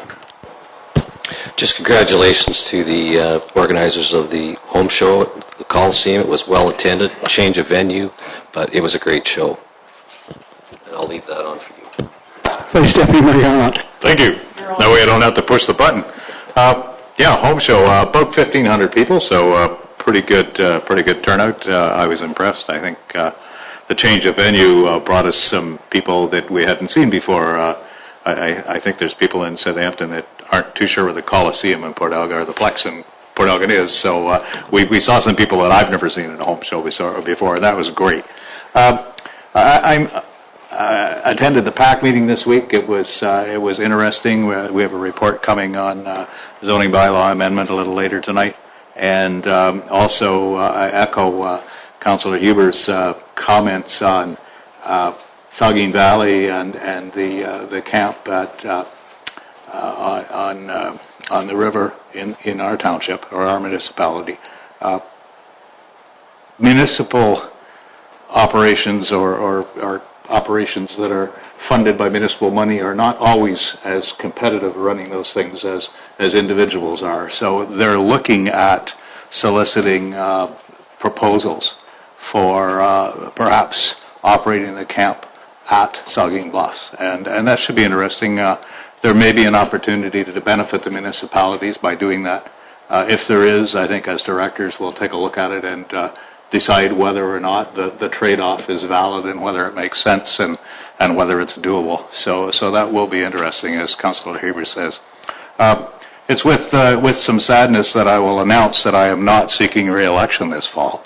I'm going to be closer to 70 than 65 at the end of the next term, and I think it's time to let someone a bit younger perhaps do some of the work and put in the time. I like it. I still enjoy it.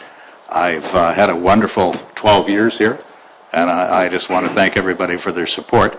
But I think it's time that if I give my notice now, there will be others step up and say, hey, I can do that. So I'm reluctantly saying I'm not coming back next year. Thanks, Mr. Mayor. Councillor Brown. Am I on? Oh yeah, we're on. I just had to do that once. I also attended the home show in South. I was really happy to see the venue change, and I thought it was very well attended, and hopefully it'll be there next year. Thank you, Mr. Mayor.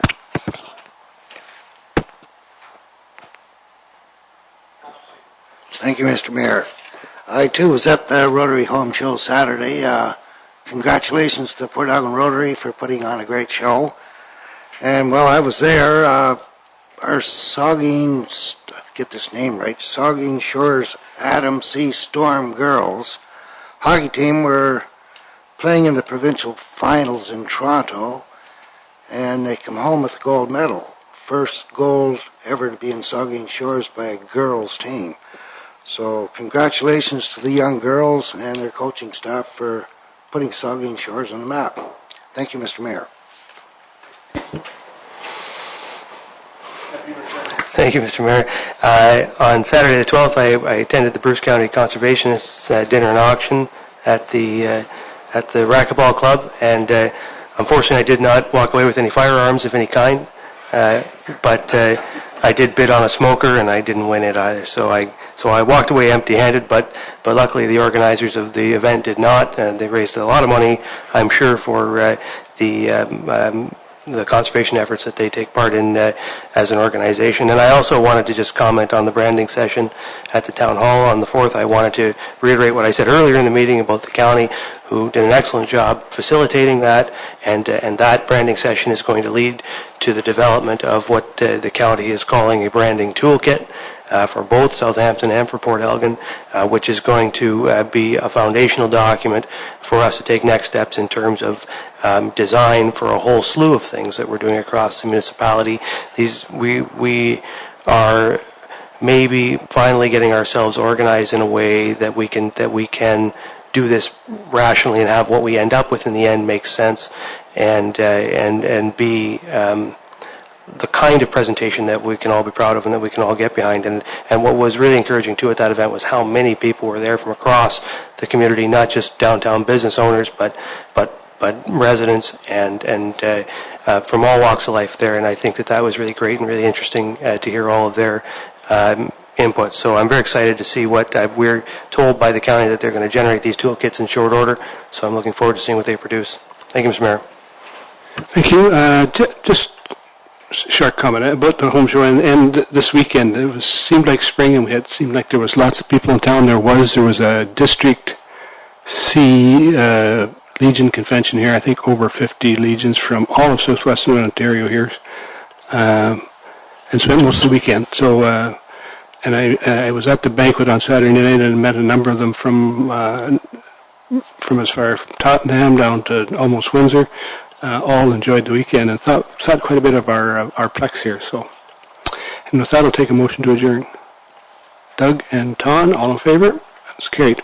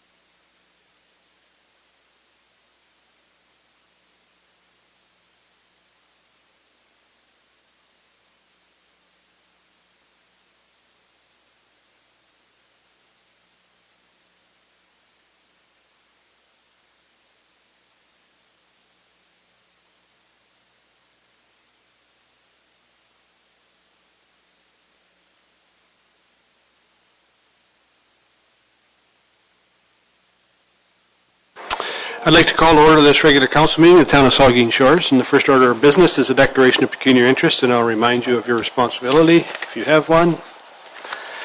The next, item 3 on the agenda is adoption of minutes, and it's been moved by Councillor Frost, seconded by Councillor Huber, that council adopt the minutes of the council meeting of March 24th, 2014 as presented. Any comments, errors, omissions? All in favor? That's carried. The next item is the Committee of the Whole minutes of March the 24th, and it's been moved by Councillor Seaman and seconded by Councillor Brown that council note and file the Committee of the Whole minutes of March 24th, 2014. Any comments or questions to the minutes? All in favor? That's carried. We have a general government report here, and it's been moved by the next item, Committee of the Whole report, general government of March 24th. It's been moved by Councillor Seaman and seconded by Deputy Mayor Charbonneau that Council of the Town of Saugeen Shores adopts the general government report dated March 24th, 2014, recommending that staff be directed to discuss the Port Elgin BIA's proposal to enter into a long-term lease and loan arrangement with the town, allowing them to adopt Coulter Parquet for the purpose of undertaking future capital improvements at their cost and report back to council. Questions? Councillor Huber. Thank you, Mr. Mayor. I understood what we were directing staff to do was to begin or get some information and bring it back to us. I guess I'm a little hesitant. The way that this is worded, it's the discussion is to enter into a long-term lease and loan arrangement. I wasn't convinced that we had enough information to understand that the BIA membership was supportive of the idea. So am I reading too much into this? You can speak to it, Larry. I think so. It really just says discussed, but I'll let Cecilia speak. It could be terminology, but I think we were just simply quoting their proposal to do that. It's certainly from staff's perspective, there's a number of cautions that we're well aware of. Other comments? All in favor? That's carried. The next item on the agenda is a report of municipal officers. I think there's probably a tender with it. I'll read the motion and then we can just direct questions to you if you want, Stuart.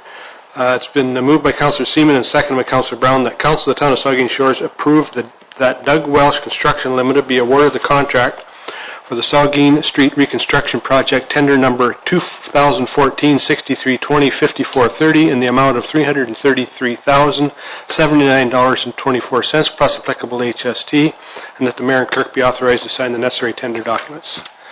Any questions or comments for Stuart or on the motion? All in favor? That's carried. Next one is staff report on the Eugenie Street reconstruction, and it's been moved by Vice Deputy Mayor Gowanlock, seconded by Councillor Shildroth.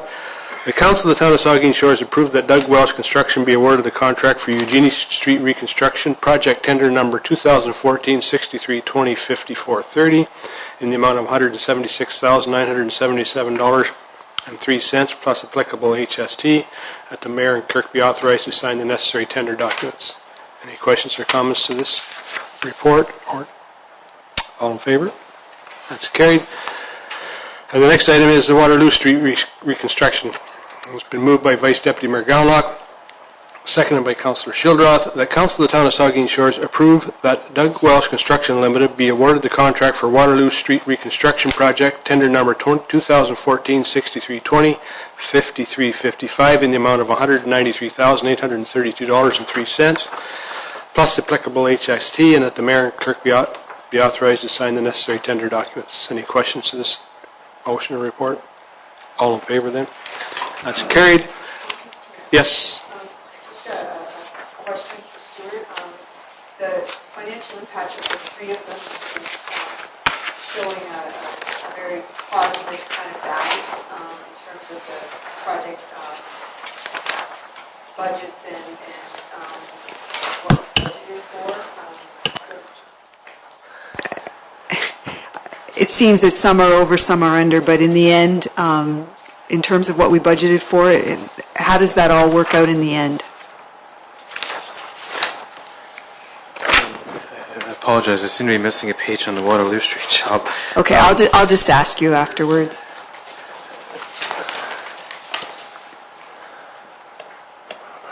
Looks like we're below budget. Eugene Street seems to be right on budget. Waterloo Street's a little under, and Saugeen Street we have a fairly good balance remaining, so likely that'll get back in the road reserve at some point. Okay, thank you. Thanks, Mayor. Any further questions? All in favor then? That's carried. The next item on the agenda is the staff report. It has to do with the zoning bylaw amendment for Ford. It's been moved by Vice Deputy Mayor Gowlock, seconded by Councillor Shildroth. The Council of the Town of Saugeen Shores refused the zoning bylaw amendment application for Terry Ford Z55-1344 for 219 Dallside Road. Questions or comments? Comments. Vice Deputy Mayor Gowlock. Thanks, Fred. I forget to turn that thing on. This came up in front of PAC last week, and of course has been discussed a number of times. It was up in front of PAC about 6 weeks before that as well. My concern is, and we turned it down at PAC, and I have to support that. I understand why. My concern is that if someone wanted to build a shop in Saugeen Shores to repair cars, A, there's nowhere on our plan that allows it, and B, where we can probably let it happen is limited to a number of locations on Main Street in downtown Port Elgin and Southampton. And I'm not sure in the long run if that's the way we want to stay. So although I'm going to support turning this down at this time, I am going to be saying to the new councillors, I think you need to take a serious look, and I know this is a county official plan issue, but I think they need to take a very serious look at spreading those out. I think it makes no sense to have all your service, your auto service buildings within 2 or 3 miles in downtown. I think there should be one at North Bruce. I think there should be one at the edge of Paisley, and I think there should be some others in other places. I think it only makes sense because we do that with other businesses, and to stick them all in one place, in the long run, I think it's a silly way to plan. And I think the county is already loosening up on those things, and I suspect at some time that will happen. The province, as a direction, has loosened up on the way that they see those kinds of planning efforts happen at the local level. So I suspect there too we will see more ability of local councils to recite those things and make them make sense. So that's my comment, Mr. Mayor. We had a large discussion at PAC the other night, and we did turn it down. Thank you. Thanks, Doug. Any other comments then? All in favor? That's carried. The next item on the agenda is a report of municipal officers. Is a striking committee report, and it's been moved by Deputy Mayor Charbonneau, seconded by Councillor Seaman, that Council of the Town of Saugeen Shores approve the striking committee report recommending the following: that Joyce Johnson, Audrey Underwood, Mike Myatt, Councillor Diane Huber be appointed to the Municipal Heritage Committee. Councillor Fred Shildroth shall serve as the alternate council member to the committee, and that the Municipal Heritage Committee shall consist of 4 members for the remainder of this term of council. Questions or comments? All in favor? That's carried. The next item is a notice of motion, and I'll read it. Motions are notice of motions, and it has to do with the Coalition of Municipalities. It's been moved by the Deputy Mayor Charbonneau, seconded by Councillor Frost. Notice is hereby given that the Council of the Town of Saugeen Shores will consider the following motion at its regular council meeting on April the 28th, 2014. The Council of the Town of Saugeen Shores hereby resolves that the Town of Saugeen Shores supports and is willing to join a coalition of municipalities investigating and drafting a nuisance noise bylaw according to the principles outlined by Warren Howard in this deputation to Saugeen Shores Council on March 24th, 2014. And further, that the Town of Saugeen Shores pledges $15,000 for the purpose of funding the work of such a coalition. And further, that the Town of Saugeen Shores participation in and financing of the coalition will commence only when the following conditions are met: an acceptable threshold for membership funding is achieved, an acceptable memorandum of understanding is agreed upon coalition members that include a written pledge for funding from each member, and a communication protocol between the member municipalities and the organizing municipalities on behalf of the coalition. A plan is presented that indicates the basic steps necessary to move the process forward. decision-making and administrative structures and methods of accountability in terms of handling funds. Oh, you had a question to it? Go ahead. I'm just curious, how would you further define acceptable threshold? I'm not sure, but I think we can have that discussion when we get to the main motion, or the motion if you want, but that's a good question to ask right now, for sure. We're going to have this motion come back, that's a notice of motion. Okay. Okay, so I appreciate the question, and it's one I would have also, is I guess there's some, well, we'll get to it, I'm sure. Deputy Mayor, or Vice Deputy Mayor? Just a comment, just a comment, Mr. Mayor.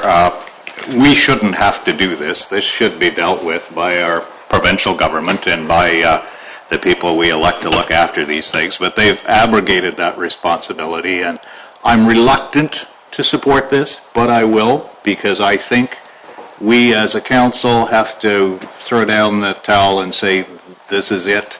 We're not happy with what's going on. And we agree with our other councils in Bruce County and across Western Ontario. We need to restore that power to the people who should have it. And so for that reason, I will support this, and I will send it back to be returned as we did. Thanks, Mr. Mayor. Thank you. All in favor then? That's carried. The next item then is, these are bylaws, and we have only 11 tonight.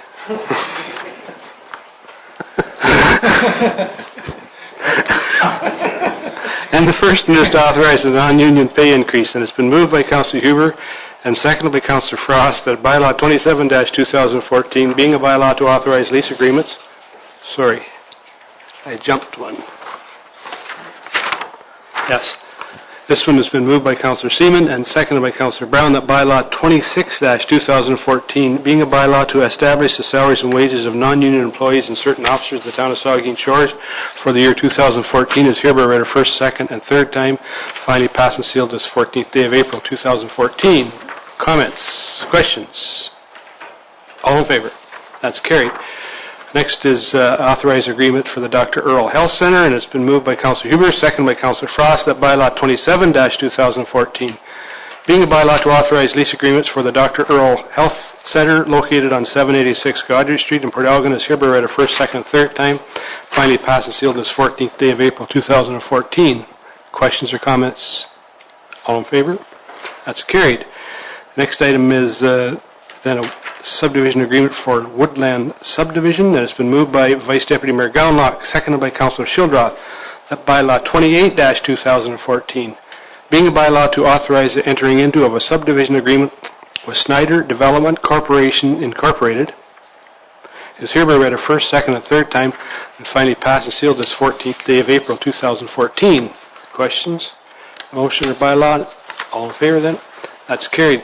Next is the site plan agreement for the Woodland subdivision, and this one has been moved by Councillor Shildroth, seconded by Vice Deputy Mayor Gownlock, that bylaw 29-2014, being a bylaw to authorize a site plan agreement with Snyder Development Corporation, Inc., is hereby read a first, second, and third time, and finally passed and sealed this 14th day of April 2014. Questions or comments? All in favor? Next item is the dedication of a 1-foot reserve for the Woodland subdivision, and this one has been moved by Councillor Brown, seconded by Councillor Seaman, that bylaw 30-2014, being a bylaw to authorize the transfer of land to Snyder Development Corporation, Inc., is hereby read a first, second, and third time, and finally passed and sealed this 14th day of April 2014. Questions or comments? All in favor? It's carried. The next item then is the dedication of the 1-foot reserve for Woodland subdivision, and it's been moved by Councillor Brown and seconded by Councillor Seaman that bylaw 31-2014, being a bylaw to establish and assume certain lands within the town of Saugeen Shores into the municipal road system as a public highway for public use, is hereby read a first, second, and third time, and finally passed and sealed this 14th day of April 2014. Comments? All in favor? That's carried. The next one is authorize a site plan agreement with Community Living, and it's been moved by Councillor Frost, seconded by Councillor Huber, that bylaw 32-2014, being a bylaw to authorize a site plan agreement with the Community Living Owned Sauna District is hereby read a first, second, and third time, and finally passed and sealed this 14th day of April 2014. Any questions or comments? I guess this will be the last thing you need, and then for the building permit, and then, Mark? Drawing? Okay. All in favor? That's carried. The next item is authorize a union contract, and this has been moved by Councillor Brown, seconded by Councillor Seaman, that bylaw 33-2014, being a bylaw to authorize a contract with the International Union of Operating Engineers, Local 793, is hereby read a first, second, and third time, and finally passed and sealed this 14th day of April 2014. Questions or comments? All in favor? That's carried. The next one is bylaw to appoint a Director of Finance. This is our current Director's replacement. It's been moved by Councillor Frost and seconded by Councillor Huber that bylaw 34-2014, being a bylaw to appoint a Director of Finance for the Corporation of the Town of Saugeen Shores, is hereby read a first, second, and third time, and finally passed and sealed this 14th day of April 2014. Any questions or comments? Say anything. Comments? All in favor? That's carried. The next one is zone bylaw for the Habitat for Humanity. You guys are patient. It's been moved by Councillor Huber, seconded by Councillor Frost, that bylaw 35-2014, being a bylaw to amend zoning bylaw number 75-2006, being the comprehensive zoning bylaw for the town of Saugeen Shores, by Carson's Plumbing Supplies Limited, in care of Habitat for Humanity, Greg Fryer, for lands described as 1215 Mackenzie Road, Port Elgin, is hereby read a first, second, and third time, finally passed and sealed this 14th day of April 2014. Any questions or comments? All in favor? That's carried. And the last one is, second last one, sorry, is to authorize a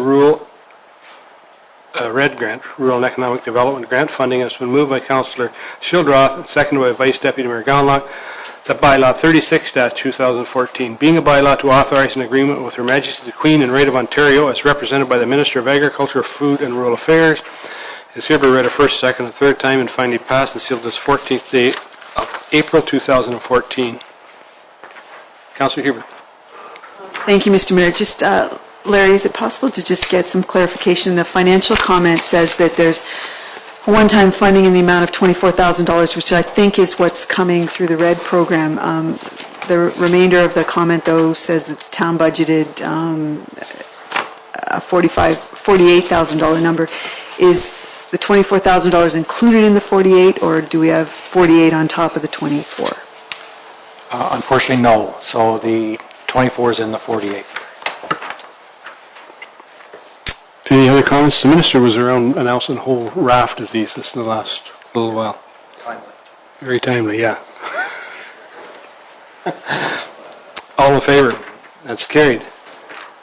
And the final one is a confirmatory bylaw, and it's been moved by Vice Deputy Merganock, seconded by Councillor Shulroth, that bylaw 37-2014, being a bylaw to confirm the proceedings of the Council of the Town of Saugeen Shores, is hereby read a first, second, third time, and finally passed and sealed this 14th day of April 2014. All in favor? That's carried. I hereby confirm that bylaws 26-2014 through to and including bylaw 37-2014 have been read a third time and passed this 14th day of April 2014. And the final motion is moved by Councillor Huber, seconded by Councillor Frost, at this regular council meeting of April 14th, 2014, hereby adjourned at 10:21. All in favor? That's carried. Thank you.